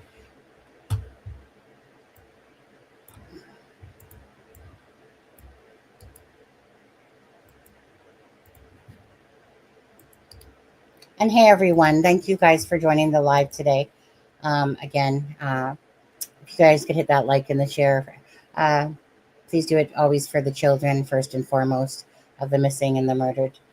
There's a link for that site that we were just watching. If somebody wants to go to that channel. Before we move on, Kent, I'm torn on that video about the camera thing because it's almost like he comes off like he's a local, but he's not. He's from the United States. What part about that video, Kent, just to ask you, what part about that video do you feel is the most interesting part of that video? He's talking about the trail cameras. It depends on the so-called party night. Not sure if it has been confirmed, but my guess is that the party night, the kids, that's where my mind is at, Moon Shadow, is that I always want to do my due diligence, but I always want to, think about something logically, right? And what makes the most sense. Where does the truth lie if you're reading the tea leaves between the lines type of thing? And what if I try to look at it myself in a chronological order of what could have played out, I take away abduction. I think that that's just so far-fetched that an abduction happened, but it's still there like this to me. That's about it. It seems so absurd that at the right opportunity during this so-called, even if it's a 2-hour window, that the children just put on a knapsack, strolled off down the street to school, which is a 20-something minute bus ride. I don't see this happening. So not only did they break the rule of going outside through this silent glass door, then they went to the front yard, and just by some miracle, some pedophile abductor decides to drive by on that precise time, not buying it at all. It's the lowest probability. Family involvement is the most probability. So then if family involvement is the most probability, okay, what makes sense? We have a neighbor saying they're 500 meters away, didn't even know kids lived on the property, thought it was a crack house. We don't know their lifestyle. We don't know what life they were leading, right? A lot of people do drugs. It's clear. A lot of people do, right? Some people just do marijuana. That's about it. A lot of people do a lot more stuff. Even if Daniel's begging for a polygraph and says he wants everyone to do one and stuff like that, does it make it true? No. Again, some people maybe go ahead. I was actually going to bring up earlier that he was adamant about getting a drug test, like he wanted a drug test and a polygraph test. But I would like to remind people that even if the kids went missing on the 2nd, by the time he was asking for a drug test, we're into the next week. And these drugs, especially pills, they only stay in your system for 2 to 4 days, like 24 to 48 hours.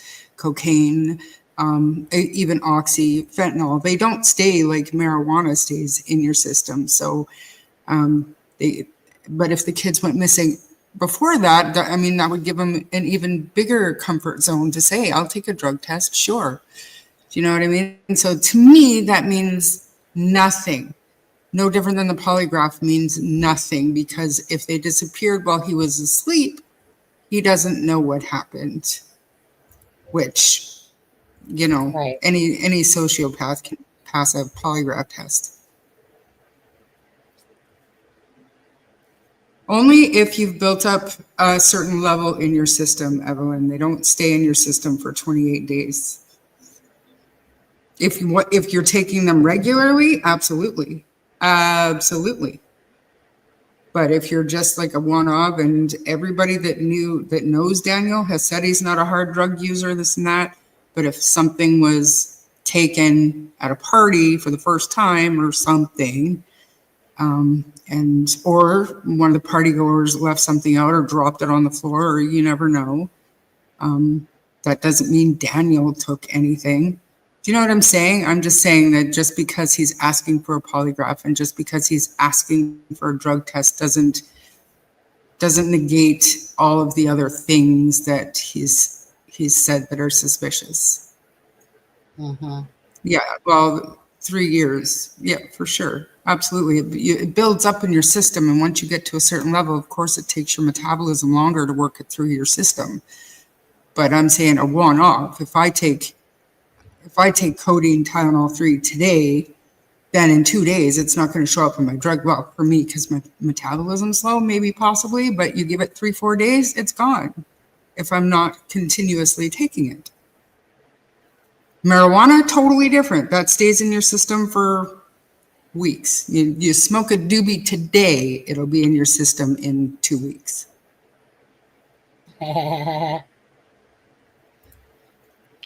Exactly, Charmaine. Distraction techniques. Kent, I'm still torn on that. I'm still torn on that, but maybe I'll play it.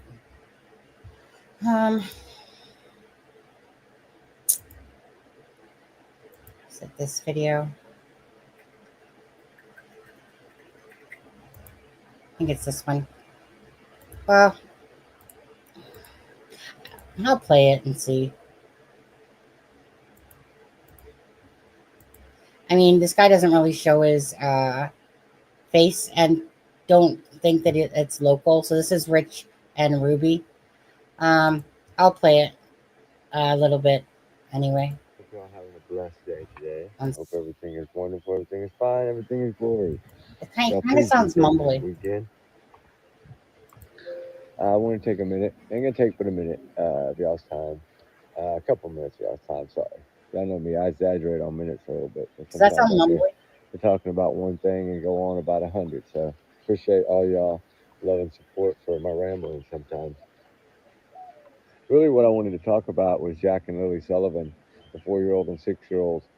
Because of the trail cam video, you know, I got the trail cam stuff a few days ago. I'm not going to release footage yet because I don't know. I know there's possible that good idea. Some people might have released the footage, but I'm not doing that yet because I'm studying the footage. I'm looking for other trail cameras. I'm going over helicopter footage, looking for other trail cameras.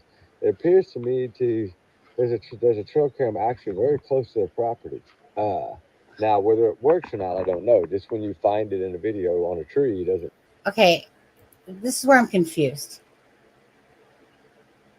This man lives in the United States. What does he mean he has the footage of the trail cams? Yeah, but what does he mean he has? What does he mean? Okay, hold on. Okay. 1 second. Okay, let's 4-year-old and 6-year-old. Because of the trail cam video, you know, I got the trail cam stuff a few days ago. I'm not going to release footage yet because I don't know. I know there's possible that some people might. That's what's throwing me off here. What do you mean you have the trail cam footage,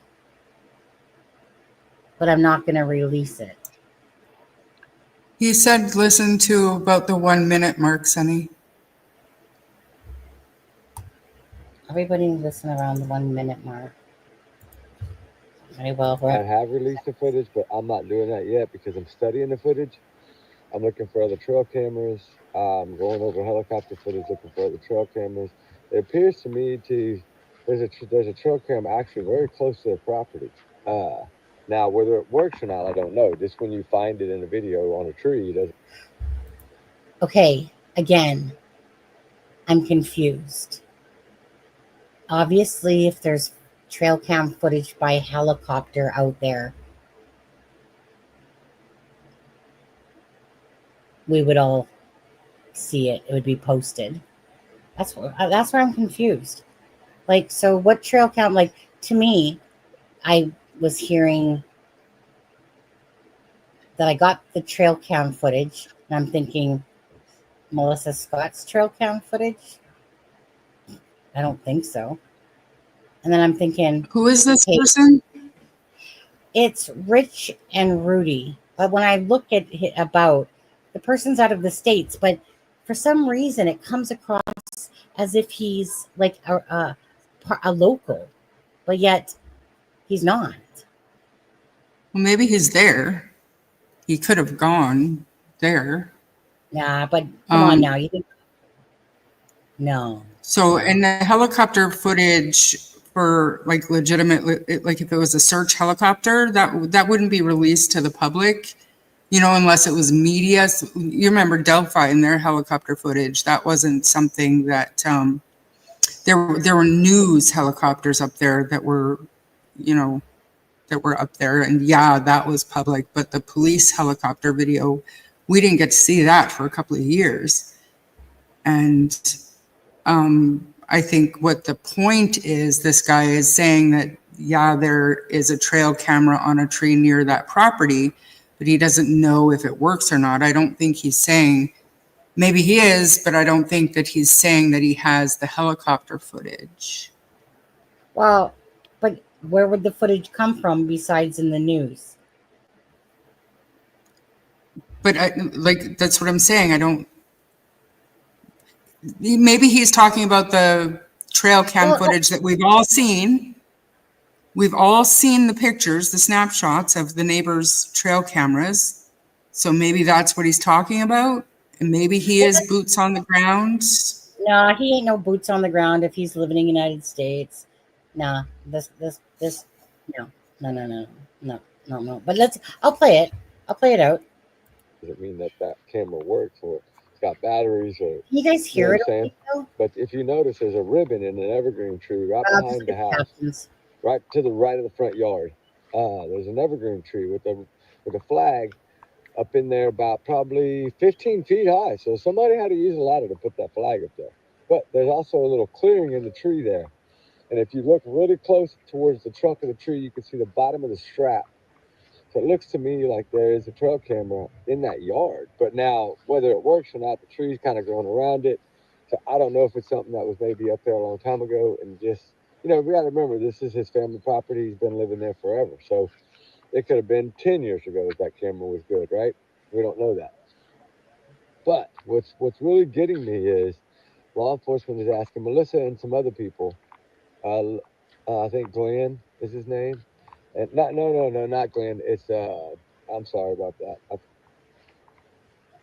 Bobby or Mitchell, one of them guys that live down the way. I don't know for sure. I can't remember exactly their name, but they also had 5 cameras, 4 cameras, and some other people had cameras. So they're asking them, please go back to April 27th. Wow. That's 2 days before they're supposed to have been seen at school last. But it's a wishy-washy because the stepfather told him his kids have been out all week. So I'm really lost. Okay.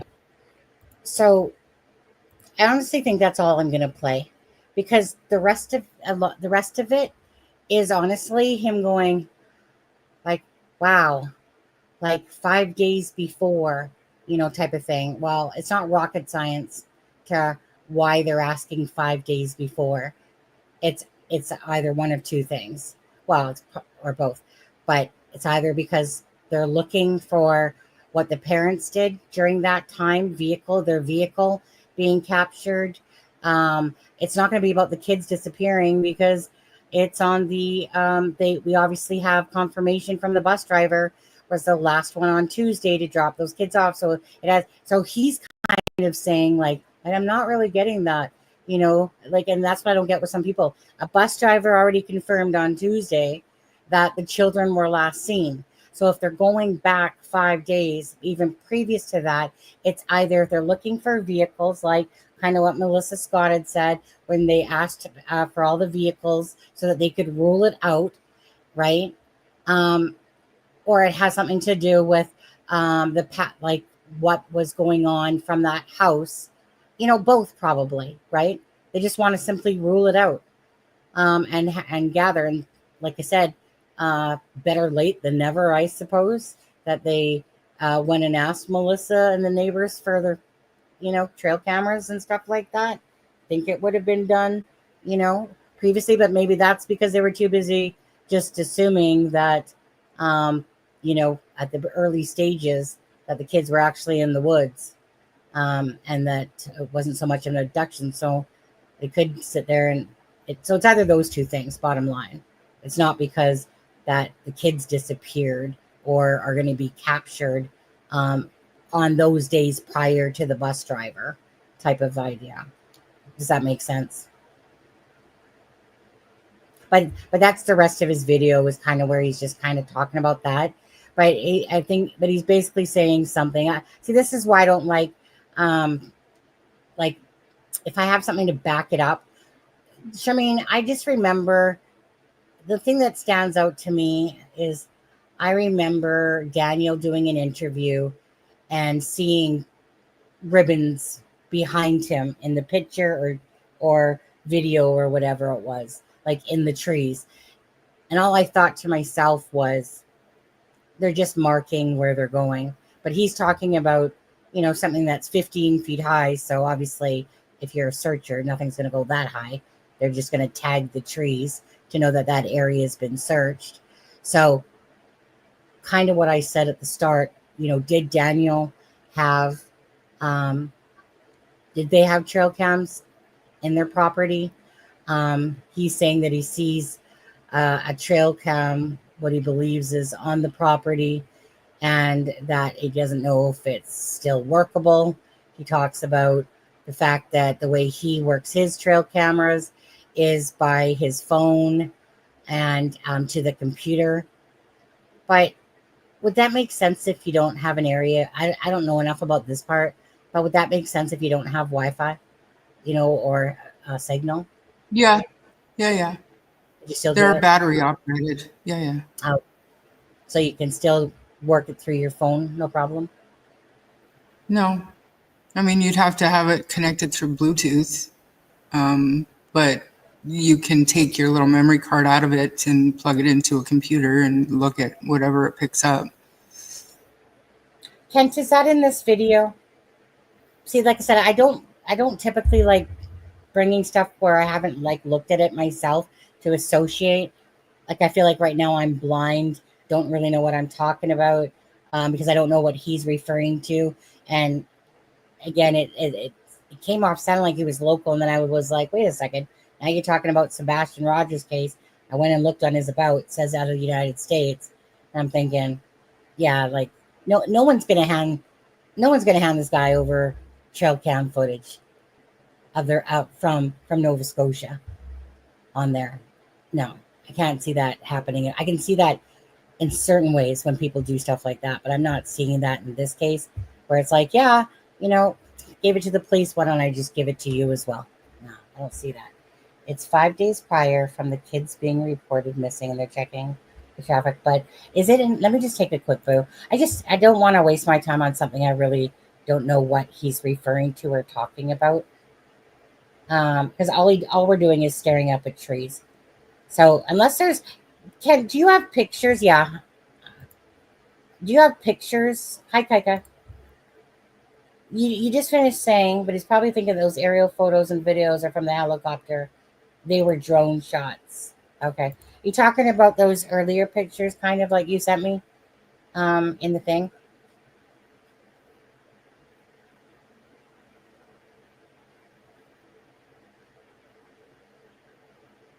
Yeah. I just feel like I'm listening to somebody talk. I have no idea what this person's really talking about per se.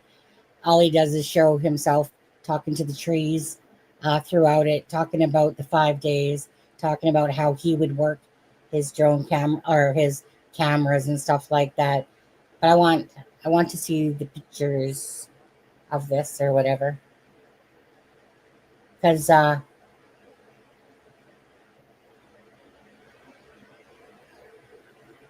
can you bring up the aerial photo?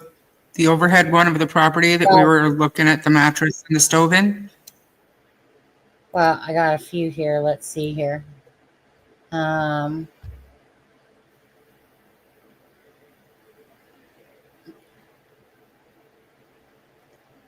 images are kind of small. Let me just click on this one for a second. Oh, there is a ladder there too. Yeah. Where? Oh, at the tree. Yeah. Ah. Fair Is enough. that Fair enough. okay? So is that where Daniel did one of his interviews? Possibly. I don't know. But the Isn't that searchers, similar they were to- marking their grid search, right? So by air, the one RCMP officer said by air when she was flying over, she could see all the marked trees and the massive area that had been searched in the grid search in the first Right. 5 days or whatever it was. So those ribbons that we saw, those were search ribbons. Yeah, that's what I'm just trying to bring up. Let me just take a look here.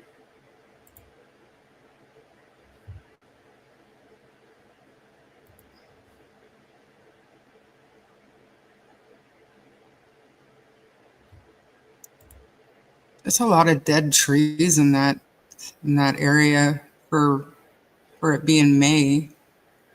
Yeah. Just kind of wanted to. Is there anything in these pictures?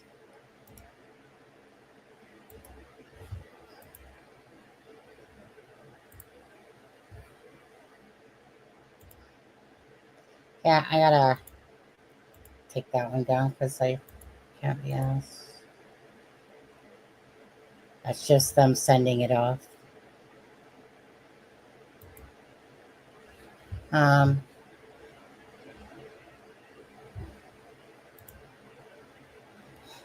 Hmm.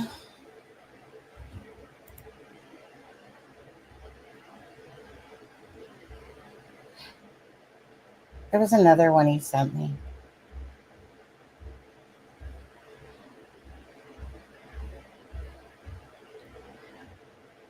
No, it was after.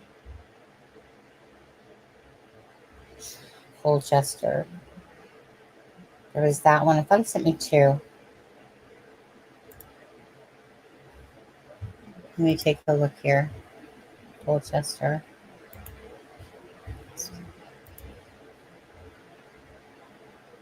Okay, let's look in these pictures here.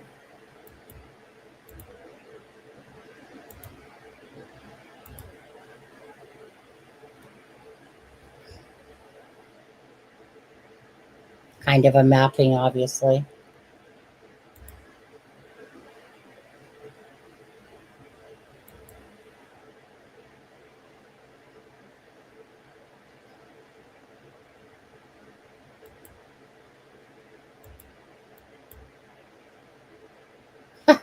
It's like a freaking bug flying.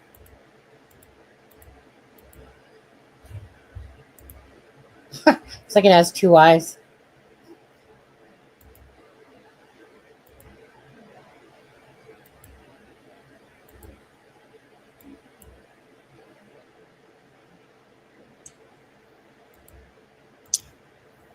Oh, so yeah, there's nothing in those pictures at all besides a little bit of mapping. Kent, you should be our boots on the ground and go over there and live stream. Yeah. One second, stop screen. I'm gonna go to. I'm gonna play a little bit of Mike here. To be honest with you, do you like this guy, Mike Damon? Did you watch some of his videos? You ever watch him? I started watching one today for the first time ever, and I was like, no, I don't really want to watch him. I didn't watch it. I switched over to Dolly Vision. To who? Dolly. Oh, two very contrast. There was nothing else on. Yeah, there was nothing else on. I was waiting for you. I was bored. Well, close your ears then, or go to, I'm going to play this for a minute. To talk to. And Jack just absolutely loves bugs, dinosaurs, anything like that. Okay, did you notice something here? I'm not talking about what we've already discussed. It is a performance, 100%. We'll Daniel is preoccupied with people with how people view him. And it's a different way than Chris Proudfoot's. Daniel is not as sure of himself. What I'm referring to is not that he gives a performance, but when does he do it? Let's start from the very beginning. One more time, people. Just question for everyone in chat right now. Do you guys think that Daniel is putting on a performance? Do you guys feel that he is? Again, think about the whole case, though, because meaning if you think he's being genuine, that means that you believe he had nothing to do at all with the disappearance of Jack and Lily. If you think he's being acting, so just what do you guys think? You tell me.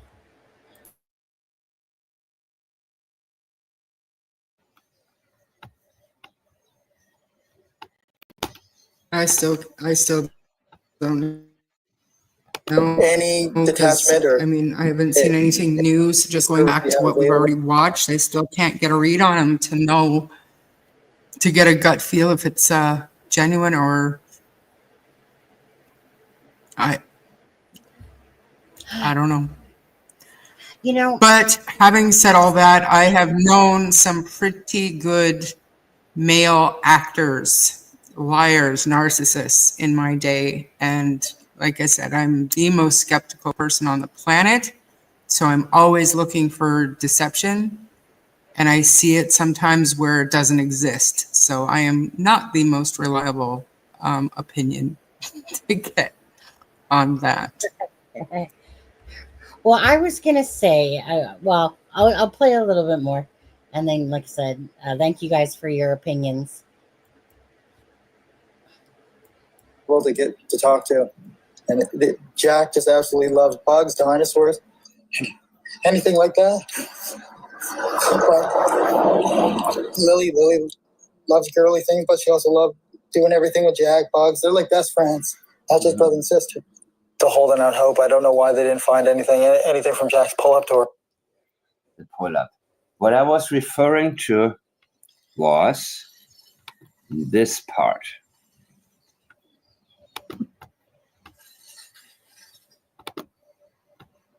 Anything like that? And Jack just absolutely loves bugs, dinosaurs, anything like that. Jack, remember my analysis and my conclusion? Lily came into the room multiple times. I seen her that morning and Jack was out. I believe that something terrible has happened to Jack. And I believe that the reason he is amping up his performance right after having mentioned Jack is because he, if he was sincere, would have real reason to get upset. That reaction is not coming in when Lily is mentioned. So I think, Rosebud, I think it was you who pointed this out, that yes, there is a truth in every lie. Even though he wants to make sure he gives a performance to all of you and comes off as somebody who knows nothing, doesn't know anything, who cares deeply, he gives himself away by showing us who he thinks is really worth crying about or would be worth crying about the most. Attachment or any police service that you have available to get to talk to. And Jack just absolutely loves bugs, dinosaurs, anything like that. But Lily loves girly things, but she also loves doing everything with Jack, bugs. They're like best friends, not just brother and sister. Still holding out hope. I don't know why they didn't find anything from Jack's pull-up to her backpack or any of her belongings at all. They just haven't found anything.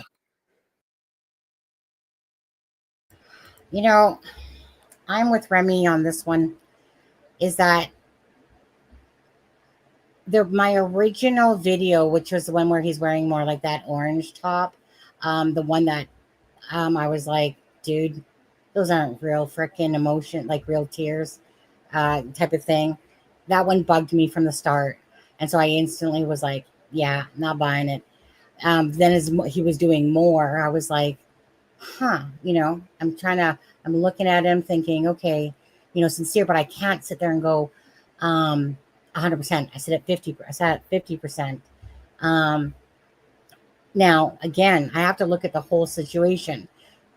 Why would I think that he was innocent and Malaya is guilty if I feel like this is family involvement, and that their story, because of her interview and her taking off home, what would that mean? What would be the most likely thing that it could possibly mean from the knowledge that we have? And so that's why I couldn't definitely buy into his interviews, even though he might be projecting more of what somebody would do. But when you don't have tears to back up what you're and I know men aren't as willing to try to show tears. Most men do try to, if you ever watch men, a lot of them, especially ones that they don't like to show their weakness, in a sense, most men. And they do sit there and they tear up, they turn away, type of thing, as they wipe their eye quickly. I don't see a tear here in Daniel's eye. Neither do I see it in the other interview. So if I was to go with my, back to what I think happened to the children, I think that then I would have to believe that he's acting, that he's playing the part, and he's acting like that he's going this alone. But I think that Malay is blaming him for what happened, even though I feel like whether it's drugs and the kids got into it or something and thought it was freaking candy to eat or something, I don't know. But because I believe that this is a cover up and the story is a cover up, then I would have to believe that he absolutely had knowledge, because the story goes in the morning that they were sleeping together, and he says Lily came in and out of the room and they could hear Jack in the kitchen. Then we have to remember, well, what do you think? You think Jack just dressed himself, or was he wearing the clothes from the night before, perhaps? And that's why, hence, he was able to give a description, because he knows that these are the clothes that the children were wearing. But so yes, so I was originally thinking, you know what, he's coming off as sincere, but then when I keep looking at these clippings, I'm as much as I was trying to look for genuineness and kind of thinking I'm seeing it, the more I look at these clippings, the more I don't see tears to match what's going on. And like Charmaine said, and somebody else said, I think Kaika, is that, I freaking teared up way more when my pet was missing than what these people are showing of emotions. When my cat, ran off, and, I spent days, but I was in tears because, it's crazy enough, but these are your kids. Okay. The ultimate, most important thing. And I know he's not the biological father, but he's coming across and I get what he's referencing about Jack. It's almost like he's doing more things about Jack, and that's why he thinks that something more awful happened with Jack. And he's not sure about Lily, exactly what happened with Lily. But either way, both children missing. So that's kind of how I feel about it, that I'm not really believing in this, and it's going to be more of an act, because I would have to think that way if I believe that the story's not true of the Friday morning, and then it was a contrived story, and something happened to those children is why they were called into school on the Thursday, and that the neighbor is probably likely accurate in the description of Wednesday.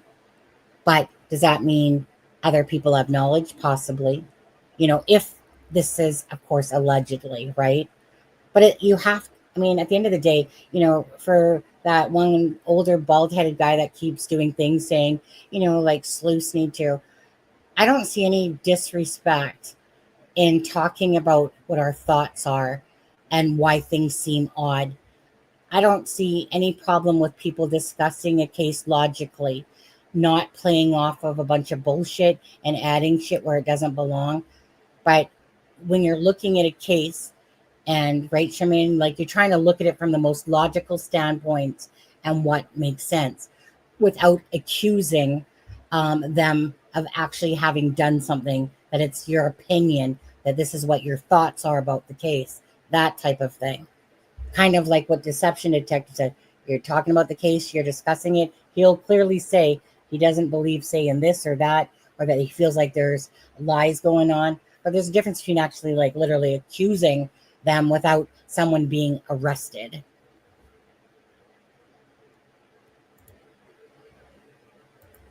Go ahead, Charmaine. You were talking about how you feel it's like presenting like a dog's missing almost, you guys.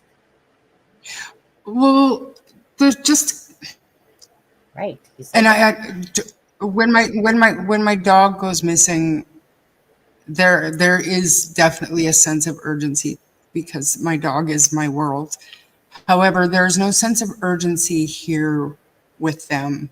Do you know what I mean? There's no, I want my kids I want my kids home. I want them home. It's not, I want them found. It's not, please don't harm them. It's nothing. There's just no sense of urgency. It's like their pet got out and they're searching for the pet. Well, or yeah. Do you know what? It's a terrible analogy, and I feel bad for using it, but it doesn't seem like it's like if I don't find, it's not a Seth Rogers. If I don't find my son, my life can't go on. He is my world. There's none of that going on. I absolutely agree. Again, this case reeks to me of bullshit. The storyline, the again, and most of it stems from Malaya's interview. I just, like I said, I just feel like that she's putting blame on Daniel for whatever happened to the children, and even though what she has done is weird as well. Like when I say that, I'm talking about, like during the midst of your children missing, you're logging into Facebook to add friends and delete his pictures and stuff like that. But I also understand that if she was told not to talk and more be quiet, perhaps, right? Who knows what the truth is that lies there? I'm just, by what we see, I can't say that he would be innocent then of not knowing.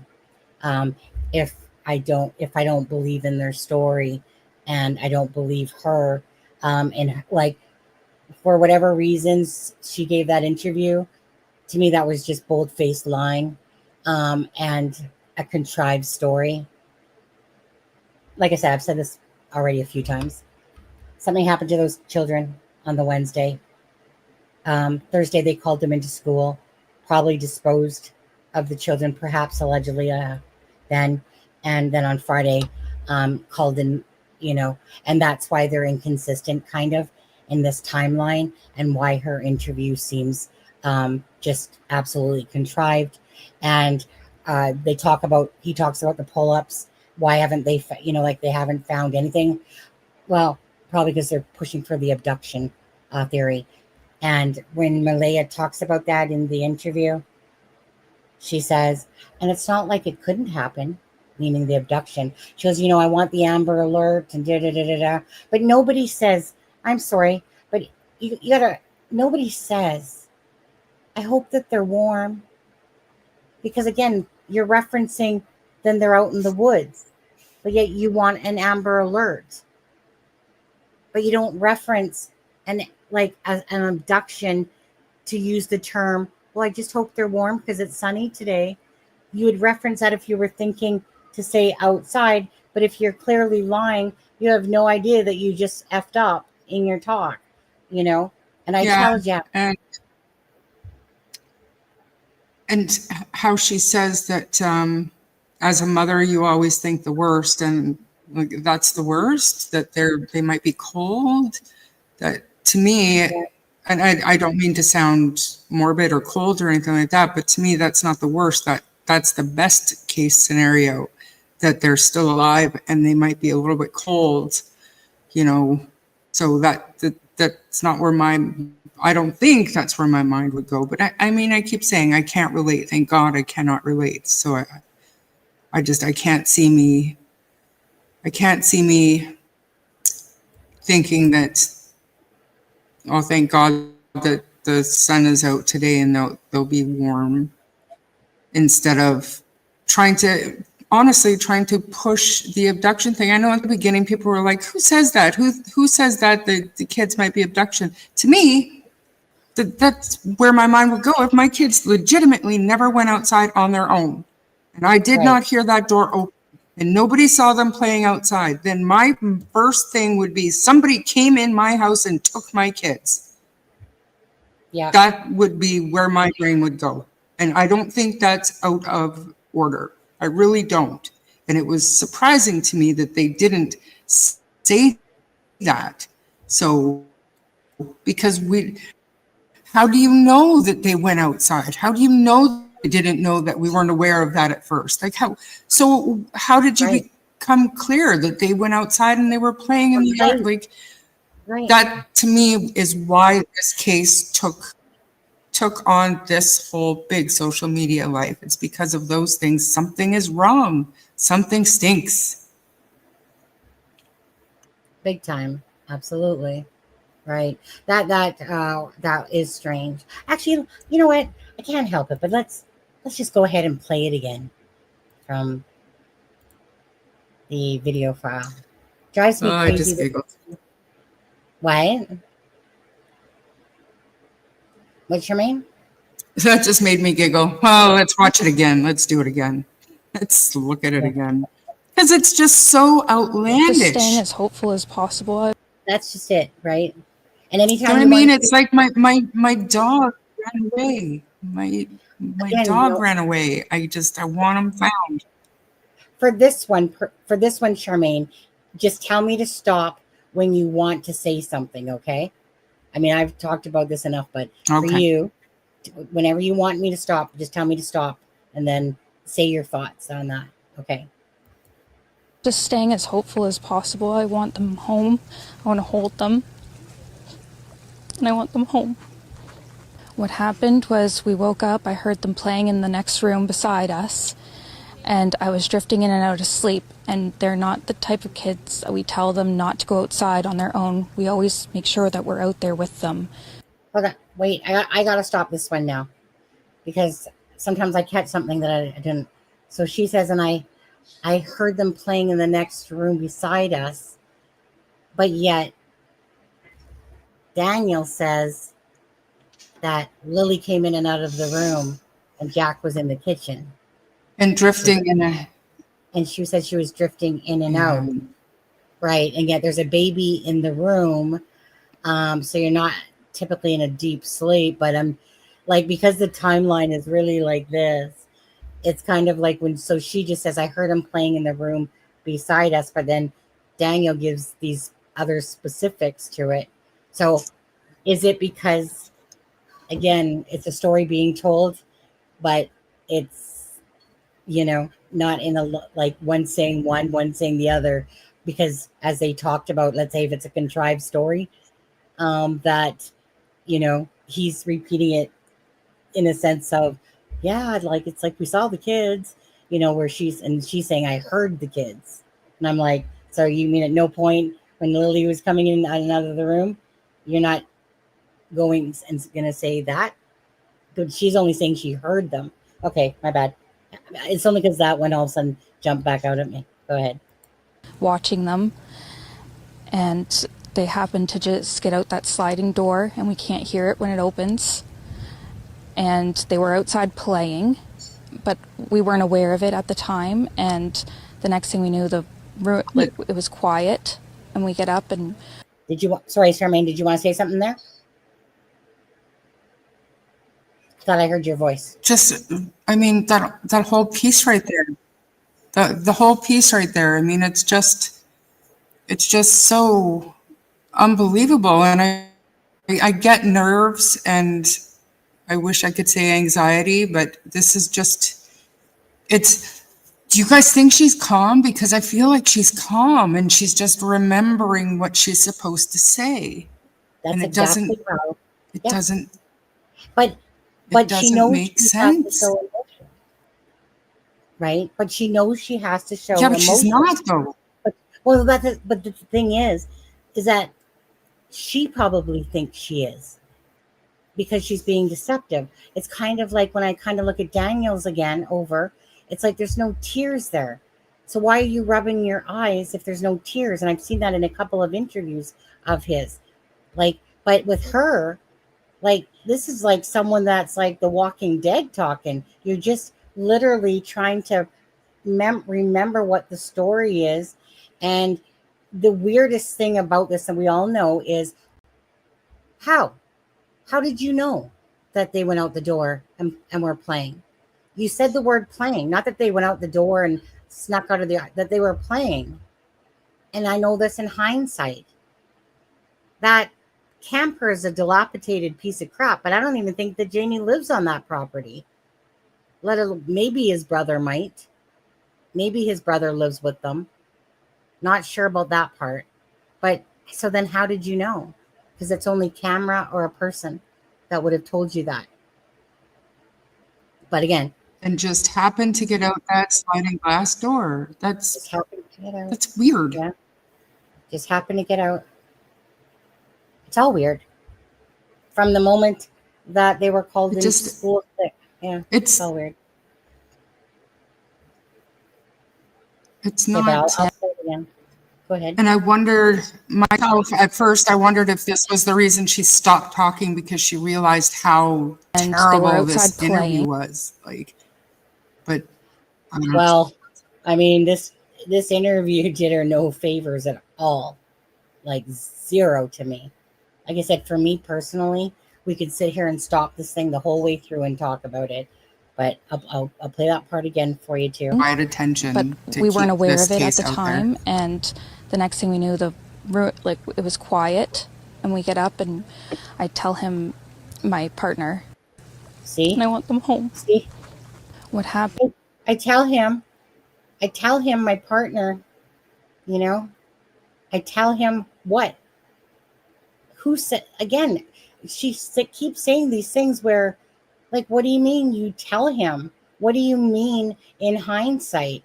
What do you mean silent glass door, you know, type of thing? Because obviously you would know it was silent before in order to make that comment, you know. So did the kids come in and out of it because they weren't actually being watched? So all I see is when somebody's telling a story, but they're also injecting those things in there, like what I feel like she did with the Amber, like the whole Amber Alert, when she says, you know, well, you know, because, you know, people have kind of messaged me saying that they haven't heard of this, and, you know, so I'm just kind of wanting an Amber Alert. And then all of a sudden her tone goes to, because it is possible, you know, and I'm like, total change of tone there, because it is possible. So I feel like she's, you know, when somebody's projecting abduction, and then but then going, well, because it is possible, you know, where she just keeps interjecting these things to basically say, we're good parents, we watch the children, you know, they don't go outside without us, they're yappy little suckers, you know, talk everywhere they go, talk, they have no clue to abduction strangers.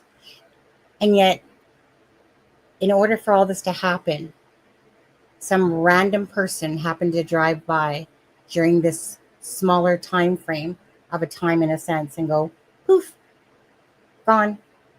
And they were called into school. It's very hard to believe, especially listening to this. What happened was we woke up, I heard them playing in the next room beside us, and I was drifting in and out of sleep. And they're not the type of kids that we tell them not to go outside on their own. We always make sure that we're out there with them, watching them. and they happen to just get out that sliding door, and we can't hear it when it opens. And they were outside playing, but we weren't aware of it at the time. And the next thing we knew, it was quiet, and we get up, and I tell him, my partner, Daniel, I tell him, "Do you hear the kids?" And he says, "No." And we get up instantly. We're looking outside. We're looking everywhere, yelling for them. And I instantly just call 911. I just had the instinct I needed to call. They're both really go-lucky children. They're so sweet. They talk to anyone. They'll talk your ear off. They will speak to anyone in a store. Everyone. They're just extremely sweet kids. I appreciate the huge search effort going on right now. But we've been pushing for an Amber Alert, which hasn't been issued.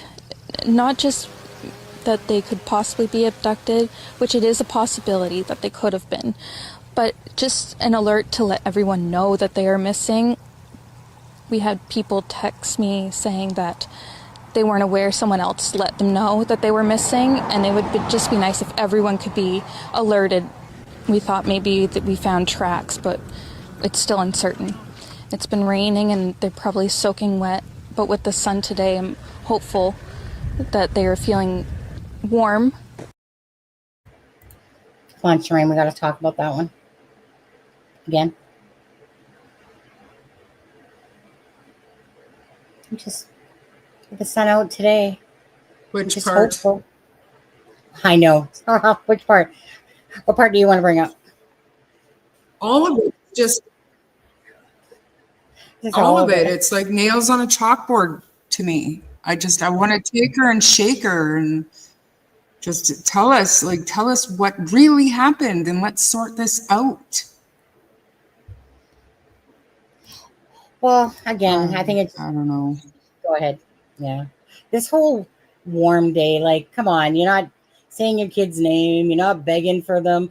You would think that one would say, if they were telling the truth and being genuine, that they would say, I really hope my kids are found. I'm just, beyond, repair, basically, with, and there's no tears in any of this. It's the next damn day. Your kids have literally been gone with you the night. Yeah, she mentions, and I don't want this to happen again, that my kids aren't in bed tonight, everything. But at no point in this interview is there tears flowing. Like, Charmaine, we all know that the most of the world would be freaking cracking down in tears, but this whole thing is just a contrived story to me. I don't believe in anything about Friday when it comes to the parents, and I don't believe that Friday was the day that the children went missing at all, myself.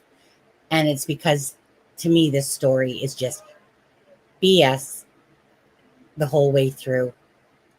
And there's a reason why, say, Daniel is trying to do his part, and I still feel like she's blaming him, even though it's both knowledge of what happened to the children and that they're trying to portray a different direction to it.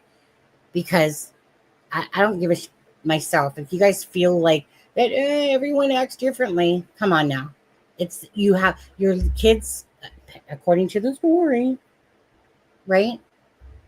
They're gone the whole night. You're not. You think you can handle an interview like this and be this calm and not even show a freaking teardrop coming down your face? Don't mention their names, and you're hoping that they're warm. It's just ridiculous, to be honest with you. It's just ridiculous.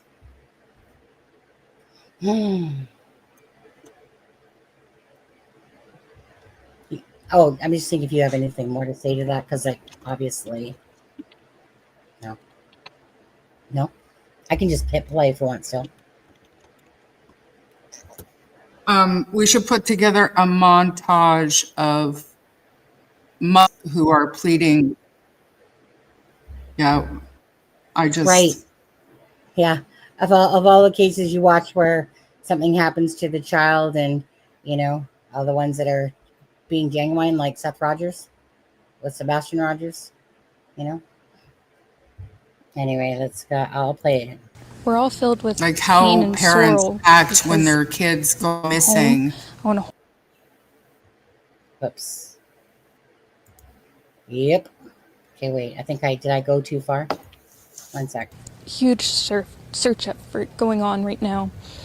But we've been pushing for an Amber Alert, which hasn't been issued. Not just that they could possibly be abducted, which it is a possibility that they could have been, but just an alert to let everyone know that they are missing.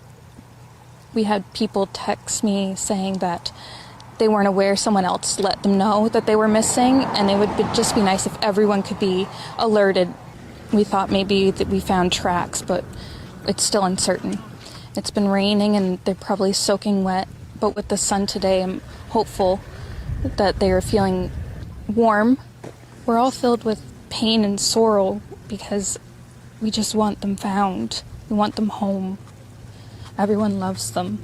They are definitely verbal, and they do have possible autism, but it's not extreme autism. It's just they have issues with school, and they don't catch up with the other kids. I just want to remain hopeful. But there's always, in a mother's mind, you're always thinking the worst. Last night was one of the worst nights because I didn't have them in their beds. And I don't want to go through that another night without them. The last few days are very stressful. Yeah, I can't buy her crap worth nothing. It's too odd. I think we all, like, how many times, I can play this over and over, and every time I play it, I just, honestly, it's disgusting to me to literally watch this, knowing that the names weren't said, there's no begging help, there's no tears. You would be frantic, you would be so distraught. You would be so distraught. You're not going to be calm. There's not a freaking one tear that rolled down her face. And this is the day after. Nah, not buying this worth nothing. And let's not forget that this is the day after the kids went missing, and later this day, I believe, she takes off, never to be seen again in the area. Right. Yeah. And this is why, again, I potentially feel like that this is a cover-up. They're saving their own asses. But she blames Daniel for what happened to the children. But this is their cover-up story. And that's why Thursday was a call-in sick day. And Friday was my gut feeling just said, immediately call the police. His gut feeling was immediately hop into my truck. What, Charmaine? Yeah, her instinct was to get up and look immediately, and then her instinct was to call 911. She just had an instinct. Like, what? It's like she's telling it. Like, here, I don't know. This is what we talked about. And like I said, it's just a story being told to us. And that's all to me this is. It's just one big lie of a story to cover their butts because something happened. She blames him, type of thing. And she has her own like knowledge of it. And yeah, you know what will piss me off probably the most out of all this, besides, of course, 2 children's lives probably taken.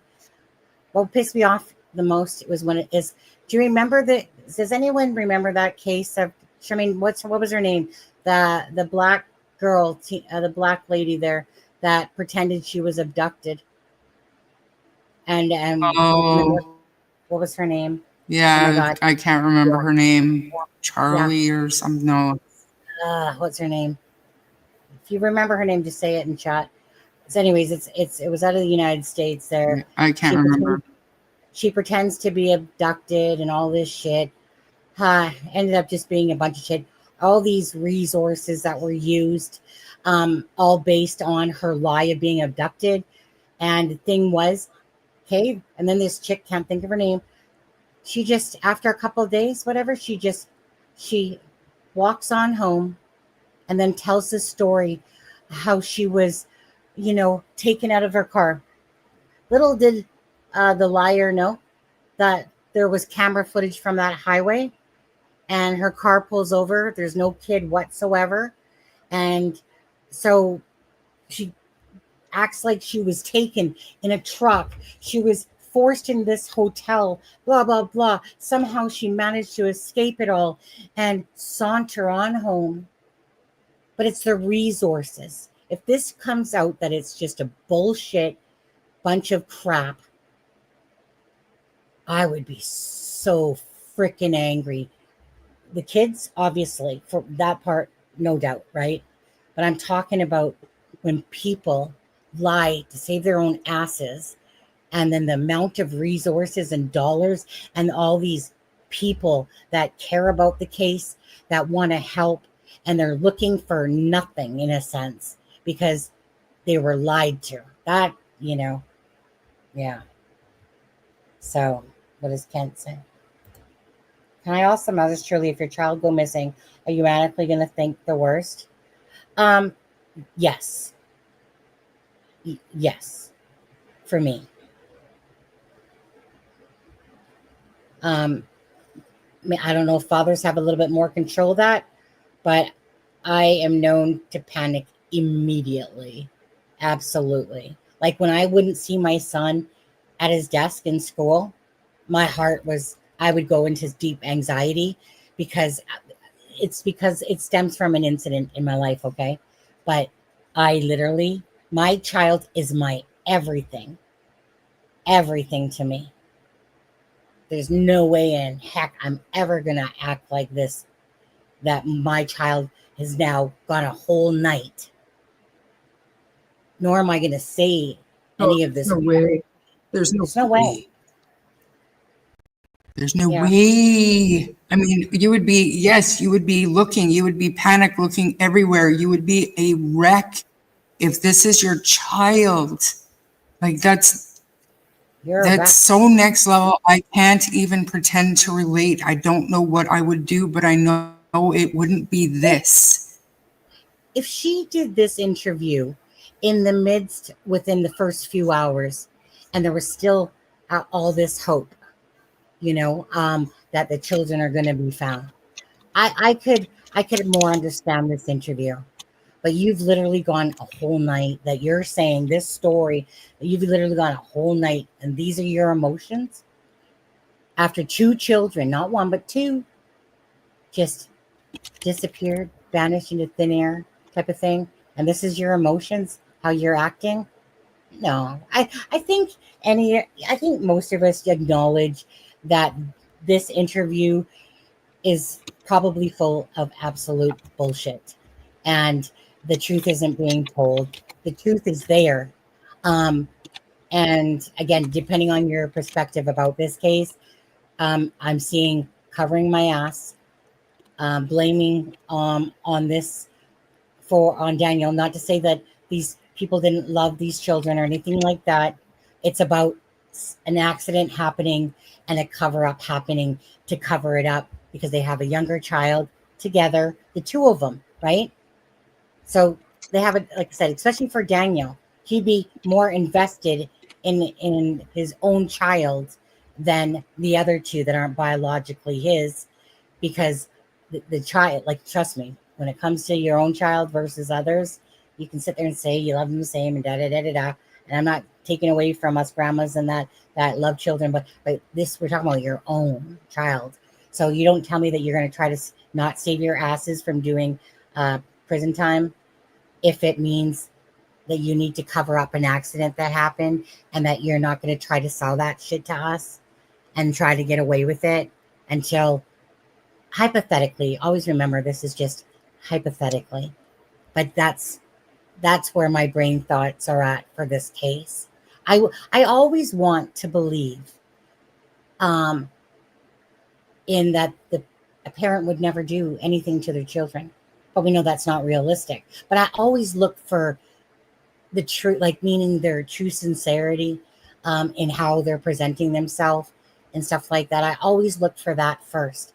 And when it seems off, you know, I'm not a dumbass. I can tell when something's off. And this thing is totally off. This thing just reeks of lies. It's not natural. It's not organic. It's not, there's nothing about this interview that is authentic. Or it's contrived. It's storytelling. It's manipulation. It's of trying to present something to the public. And I still feel like the truth is going to come out here for this case soon. And I hate to think that way, but I'm not thinking about it just because I'm loosey-goosey and don't look at everything that's surrounding the case. It's what everything, what they always say totality-wise, is showing. And the totality of 2 children that were called into school sick, or Lily was, and then all of a sudden disappeared after for Friday. There's nothing that seems to be, it's not flowing. It doesn't seem natural at all. Most of it based on this interview right here. If she came off even somewhat close to what Daniel's trying to show us, I'd be torn to what to think. But I think this interview to me says it all. So that it. And I think that had she said anything to her kids, or about bringing her kids home, or, you know what I mean? Like if she had said something standard, because you know she was asked directly about her kids, about what happened, that the question itself would bring up tons of emotion. But had she had said, like with all of everything else, but just like, for example, when she said about the abduction, not that they've been abducted, but it is possible that they were abducted. And if that's the case, you need to bring my kids home. Lily, Jack, I love you, and I will never stop looking for you. Something, anything. Had she said that and group it with all this other bullshit, I might feel differently. But she never does. She never says anything like that. Nope. It's again, and I just see it as inserting everything. You know, like I said, you talk about in hindsight, you talk about telling him. It's just, yeah. But the main thing that sticks out, like in all fairness, when it comes to missing people, when you don't say their names and you're not begging for people to help you, that to me always talks about guilty knowledge, because you're trying to avoid saying certain things, right? Because you don't really want them to be brought up. She's trying to stick to a storyline, but inserting these things along the way, you know, with abduction, again, and I think same thing with Daniel, inserting about the boots, the backpack, you know, the not finding the diaper and something and stuff like that. I think it's just all misdirection and trying to portray a false narrative to the public on what truly happened to these children. And it's the most probable thing. And it is maddening when you know as a parent that this is not right and you're not begging and saying their names. That's pretty much one of the highest red flags out there.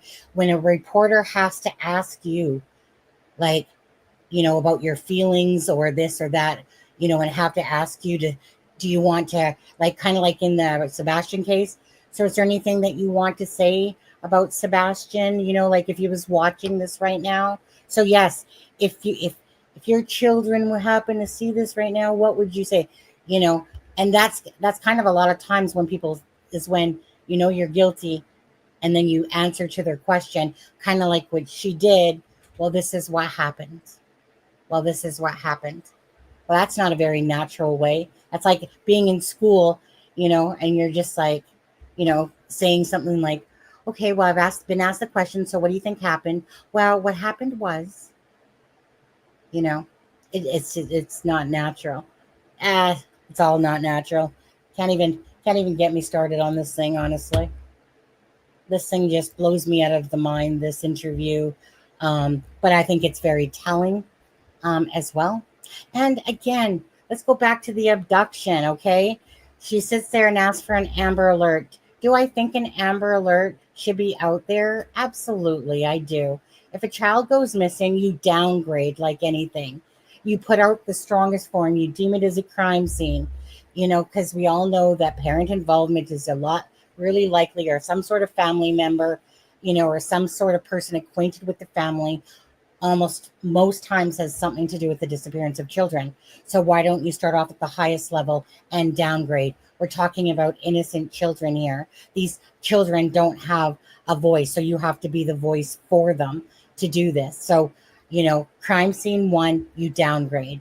Amber Alert, fine. But they came out and said, look, we would have given you that information if we felt that it was an Amber Alert, but we didn't.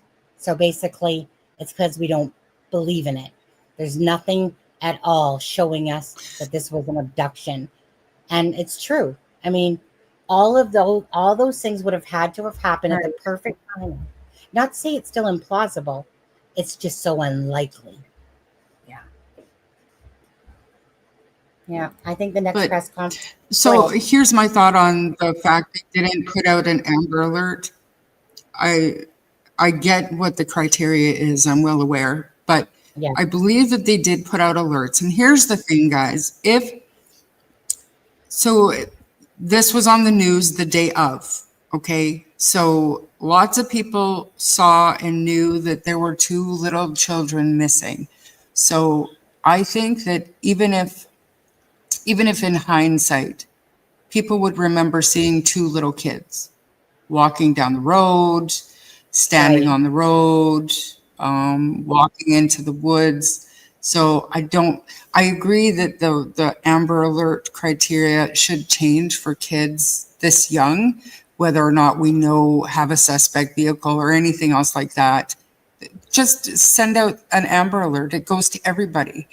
But I don't know that it would have made that much of a difference here because they're 2 babies. So if they were going to be seen, they would have been seen. And even in hindsight, that sighting would have been reported. Right. If that makes sense. Right. Because if these children were walking down the road, right, do you honestly believe that one vehicle, the only vehicle that would have went down that road was the abductor's vehicle? That if these children were walking down the road, that no other vehicle would have come by, gone this way or that way during that time at all? We're talking about a 4 and 6-year-old. How far are they going to walk? But meaning, so that then, to me, then we're meant to believe that, so no other vehicle saw these children then if they were walking down the road, deciding to go to school, but the one vehicle that did abducted them. Amazing. That's why. Yeah. They don't believe it. And that's my point. If they were going to be seen, they would have been seen, even if in hindsight it would have been reported by now. So absolutely. So, right. So, I mean, and if they felt that way from the start, of the case, in a sense, like, they issued the alert, like they said, and then they're like, no, we're not basically issuing an Amber Alert because that's not what happened to these children. And we would issue one if we felt like there was reason. So again, do you honestly believe this perfect timing all happened? The kids all did this, a silent door, and only one vehicle, the one vehicle that happens to drive by them is the abductor vehicle, and that no other vehicle during this entire time would have driven by as these kids are traipsing off? No, doesn't make sense. Doesn't make sense that they didn't find anything in the woods either. They should have found something. So I just think that the boots, the backpack, everything like that is a ploy. Of course, you're going to get rid of items because you have to make the story believable. So you're going to have to make it seem like, oh, is that the pink blanket? Possibly. Ooh, it's near the end of the driveway. Oh my goodness, possible abduction. I think it's maybe Lily's. Whatever the case. But they said that the parents led them to the area that they found, and it was near the road. It wasn't on the side of the road. And then directly after that, we heard constantly from Daniel, I'm surprised they haven't found the backpack. I'm surprised they haven't found why? Did you put the backpack in the pull up with the blanket? You know, it's terrible to think that way, but Right. You know, sticking something in the woods. Oh, they were here. They have to have been lost in the woods somewhere. You know, but I think the backpack. yeah, see, I told you they did wander away. Pardon? Yeah, exactly. See, I told you they did wander off, but they're projecting more. Like I said, her comment about the whole, you know, it was raining yesterday. I'm just hopeful that they're warm today. It's nice and sunny out, right? That projects that they're outside. That projects them being out in the woods, that they're outside. So it's like someone doing a Freudian slip somewhat and not realizing that when she makes that comment, she's then referencing that they're outside, but yet they're trying to tell you that it's more that they believe, because that's what they both said, that they believe that their children were abducted. So to say about being warm doesn't make sense. So it's like, what is it? You believe that they're out there, or you believe that they're abducted? Well, the most common one is to say that the children were abducted. That would be the most common thing. And probably the most one that you would, if you're trying to cover up a story, it's the abduction versus the lost in the woods scenario, to be honest. But that whole part just is wrong. You can't say warm, because that would mean outside. And you don't think the abductor's sitting out there beside the pool with the kids right now or something like that. Oh, I just hope they're warm, having fun, you know? And, you know, the reason, Charmaine, while I feel such pain and sorrow, the reason why, you guys, that we feel pain and sorrow, who acts like that? Who even says that shit? In the midst of two children that are missing the next day. The reason Exactly. I can't, honestly. We feel so much pain and sorrow. Like, what? What about worry? What about anxiety? What about, you know, like pain and sorrow? That's interesting choice of words there. It's a whole darn interview. Worst freaking interview for me. Literally. It's the worst interview where I told her. Go ahead. I mean, that's nails on a chalkboard. Yeah. You know, let's watch just a little bit of Daniel again, right? Because I think there's 4 of them that play, but let's just watch him a little bit. And thank you guys for all your comments and everything along the way. Thank you for hitting the like and the share. Please always do it for the children, always first. Keep the awareness out there. It's what needs to happen. It's the only way that perhaps someone feels guilty of knowledge and comes forward. Perhaps somebody is silent, because there's a lot of people out there, guys, that stay silent. And honestly, they don't want to involve themselves. You know, there's a lot of things like that go on. So trust me, it always is important to share it, because there's just lots of people that simply do that. We see it multiple times in cases where people say, like, I didn't want to be involved. They were scared to be involved, because a lot of people are panicky that way, right? I mean, some people are just anxiety ridden that way. They just feel like they don't want their name in the spotlight. They don't want anyone to know who it is. You know, You know, they panic giving information in a small community, and other people don't. I'm not one of those people. I'm not one of those panicky ones. That's why that neighbor's post, right? If it is, for sure. That's why that neighbor's post, either that post is full of crap, even though I don't think so. But I think there's accuracy to that post. But that neighbor obviously doesn't care, right? And just says, hey, I live 500 from them, you know? And the day I was driving by, there was all this, and I didn't even know. Like, basically, obviously, this person doesn't, like, if this post is correct, doesn't know Malaya and Daniel worth crap. I mean, it's not like the houses are that close. And just when they drove by, it's kind of like, you know, I thought it was a crack house, because it looks like a dilapidated yard. Absolutely. Would it look like a crack house? Sure. But crack houses can obviously look different, but we usually, when we look at sometimes in cases like this, but that person's obviously perception of that house neighbor is that it was a drug house. I've never seen kids, on it. And again, I mean, looking at the land, I mean, how often, in that rural, because that's a very rural area. Anyway, we'll play a little bit more of this with Daniel. Another night without them. The last few days have been very stressful. I mean, ever since the Friday morning when we noticed that the children were gone. Immediately jumped in the vehicle, surveyed all the areas, many dirt roads, many culverts as I could, and waited for the police to get there. I'm out here still searching, still fighting to try to find them. And I want them home. My bad. I accidentally hit the wrong part there. See, Charmaine? So the interview we just watched, he had a different shirt on. So this one was more believable. I'm out here still searching. But see, that's a different shirt. And he does the exact same thing. No tears, nothing running down his eyes. Yeah, the sun's in his face. But it's this whole, like he did in that other interview that we just saw with the gray shirt on. Same kind of thing. No tears, nothing to match that. You're just so devastated. Yeah. Still fighting to try to find them. See, not a fucking tear off of his face either. That's all I can do.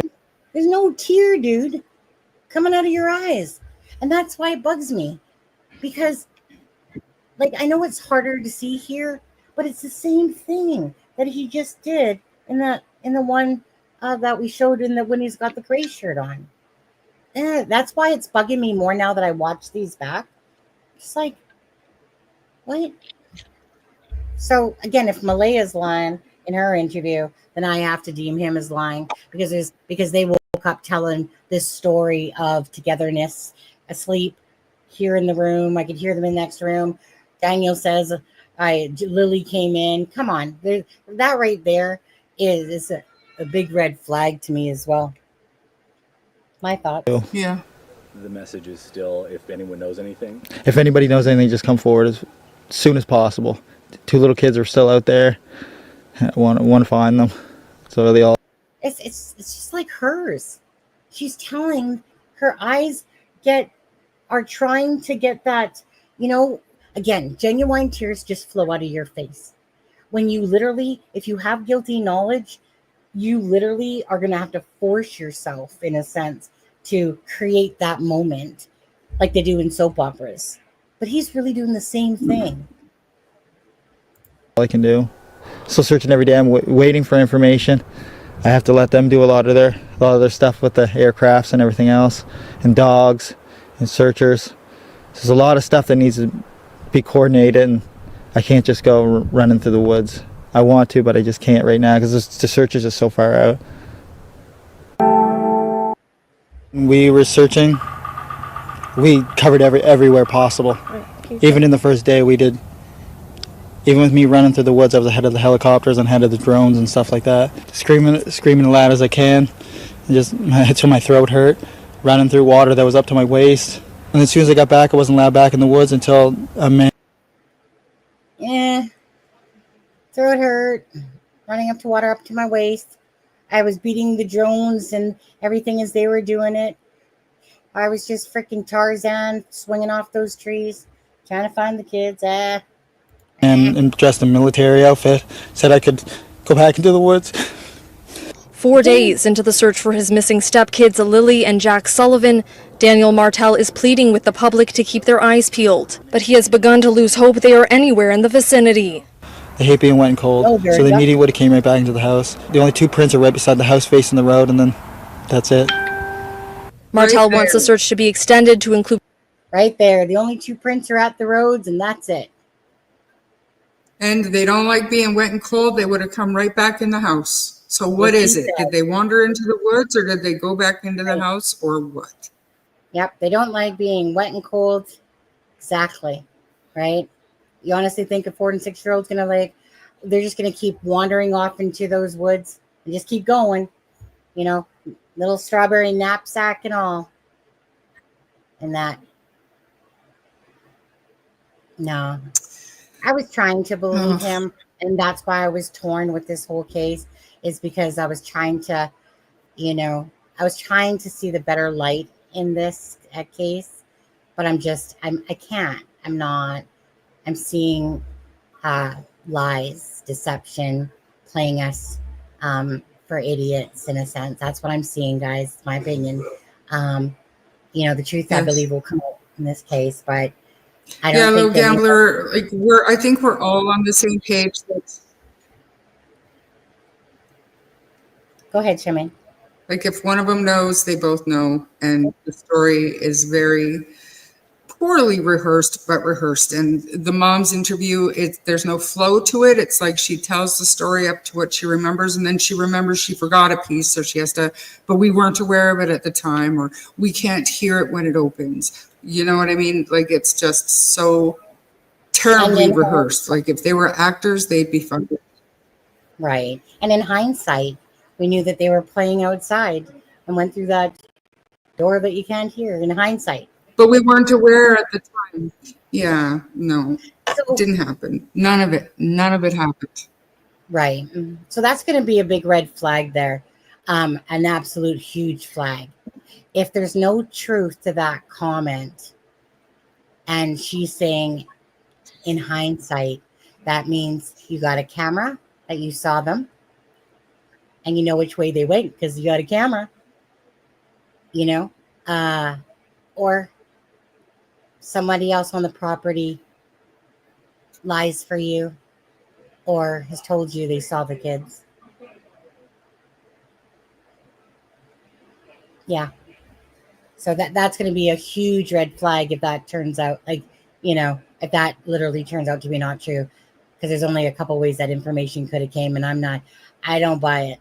I think that was a slip up on her part, to be honest with you, you know? Yeah, that's right, Lori. What does Lori say? That's true, Lori. Wednesday. Just the last person to see them was the bus driver on Tuesday, and we didn't. Yeah. But again, according to Belinda Gray's post, it says that they were last seen on Thursday. You have to 1000% take that with a grain of salt, because that was just information given to her by a family member. So chances are it was either given to her by Janie McKenzie, Daniel's mother, or Malaya, which they're connected on Facebook. So she was given that information. It doesn't mean it's true. She posted it with the intent that this is truth, right? Not to say it might not be truthful. Chances are not, but it's regurgitated information. So you have to take that with a grain of salt. It's coming from a family member that has been told that timeline of 8:30 and 9:40 and about the footprints.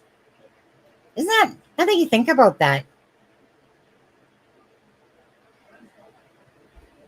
when you think about the fact that in that post that she actually mentions about the footprints,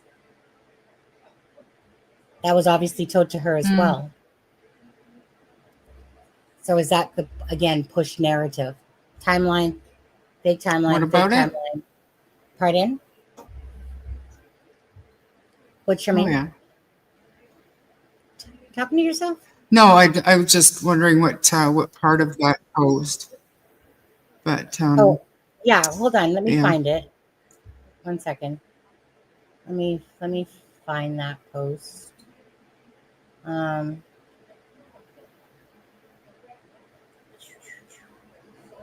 That's right here. Okay. Search dogs couldn't find scent past the driveway.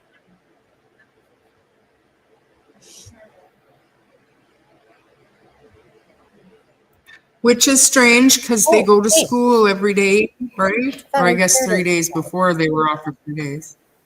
My bad. I thought I shared that with you guys. 1 second. Present share screen. Or did I? No. Okay, 1 second. Here I am looking at it, thinking you guys are seeing it, and I realize.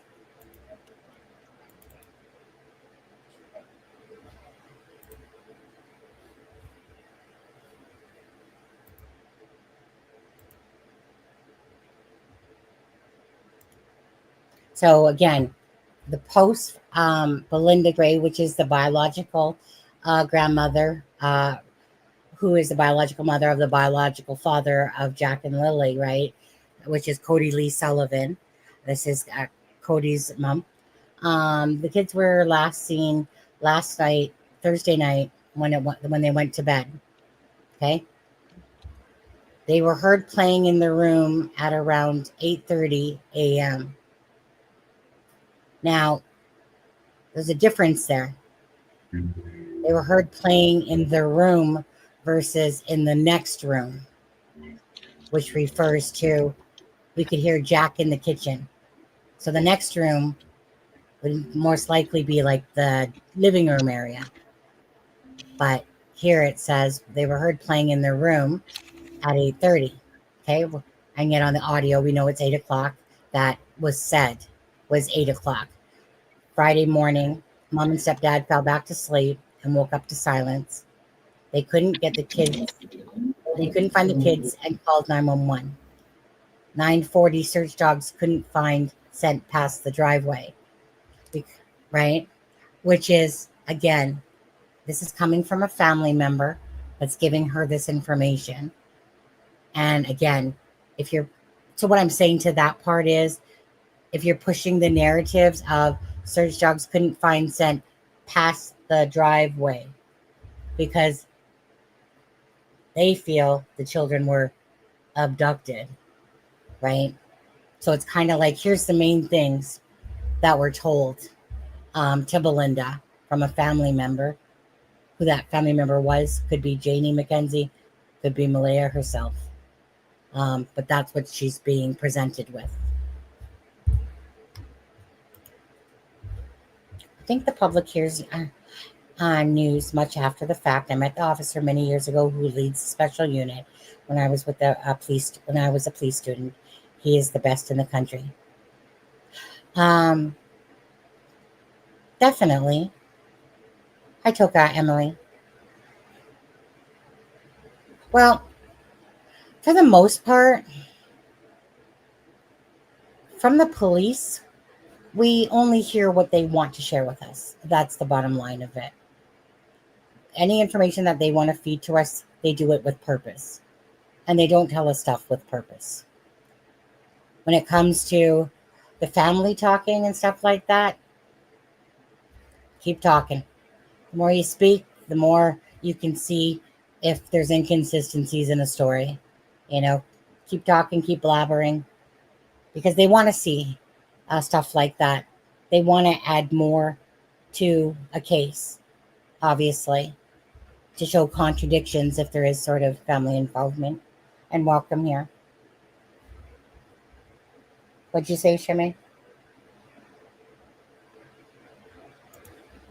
Terrible terrain is terrible. I'm very muted because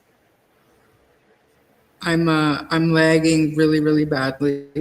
So I've just been in chat mostly. It's okay. I mean, at the end of the day, I don't think that there's anything more we can really add to this live. The kids have not been found. It's just a matter, honestly, we might hear a little something, perhaps. Maybe the next thing we hear is an arrest has been made, children located or something. At the end of the day, again, there's certain people out there that want to leave ignorant comments while posting. What I do is say this: get off your ass, then go down to Nova Scotia and go figure out the case yourself. It's just that, when someone leaves one of those ignorant little comments, and I shouldn't even be entertaining this at all, but they're like, nothing new here. Duh. Do you not think that you would have heard of an update, moron? Like anybody else, if there was something, whatever. So it's like, duh. But they have to leave that stupid little comment that says, yeah, nothing new here. Yeah, because there's no new information. It's just looking at what there is out there. Besides the video the other day about them collecting, like, duh, on that. So it's like, grab yourself a brain cell, go Google shit yourself, or go figure out the case and hop on over to Nova Scotia and do something. Take your lazy ass off posting off channels and go actually do something then. Nothing to see here. Nothing to see. Are you doing your part by like doing that, right? We're doing our part, aren't we, guys? Keeping the case out there, you guys liking and sharing it, being part of it, that's doing something. Than leaving stupid comments, And I'll just block your ass, actually, if you leave an ignorant comment. It's not about subs to me. It's about kindness, caring, and it's about cases. And if people want to be ignorant with comments, I'll just block your ass. And you can come in underneath a different name or watch without being able to type. I don't have the time of the day for that type of ignorance, especially when it comes, anytime really, but especially when you're talking about kids and trying to do something, like I said, bring awareness to cases. So again, thank you for all you people out there that truly are kind, caring, compassionate, have empathy, has something happen to you in your life, and the reason why you're in the true crime community in the first place. Charmaine, do you have any final thoughts on anything before we head off? I just want to say that I believe that the I know for a fact, like there is no question in my mind that the RCMP know a lot more than we do, obviously. And just reminding all of our Australian, American, UK, everybody that's not here, it is perfectly legal for the police to run sting operations, and it would be considered entrapment what police are allowed to do here in Canada. And I believe that they're going to do whatever it takes to figure this out. So it's a matter of patience, and it's a matter of keeping the faces and the names out there and the story out there, and not letting it become just another statistic. Social media is powerful if used properly. But Canadian police and politics is not going to change because of one case, unfortunately. So I have faith that the RCMP are doing what they need to do. I believe that they're going to figure this out, and it takes as long as it takes them. But the important part for us, the only thing we can do is to spread real, truthful information, and it's okay to speculate as long as we're doing it with kindness and honest speculation, not mean-spirited and just throwing shit out there for clicks and likes. That's not what we're about. But it's so important to keep the story out there, because mainstream media, they've got other things to report on, and this is going to go into a statistic if we don't keep talking about it, don't keep sharing it. And I believe that the RCMP are going to find the answers, and we will find out. We will find out. Until then, I'm going to keep talking about it. I do too.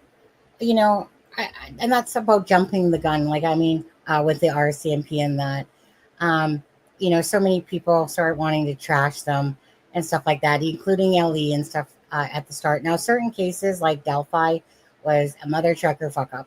Okay, simple as that. It was just an F up all the way around on the Delphi case. Stuff like that does happen, obviously, especially with inexperience to that case in a small town over there. I strongly believe that, yes, Canada, we're tight-lipped over here.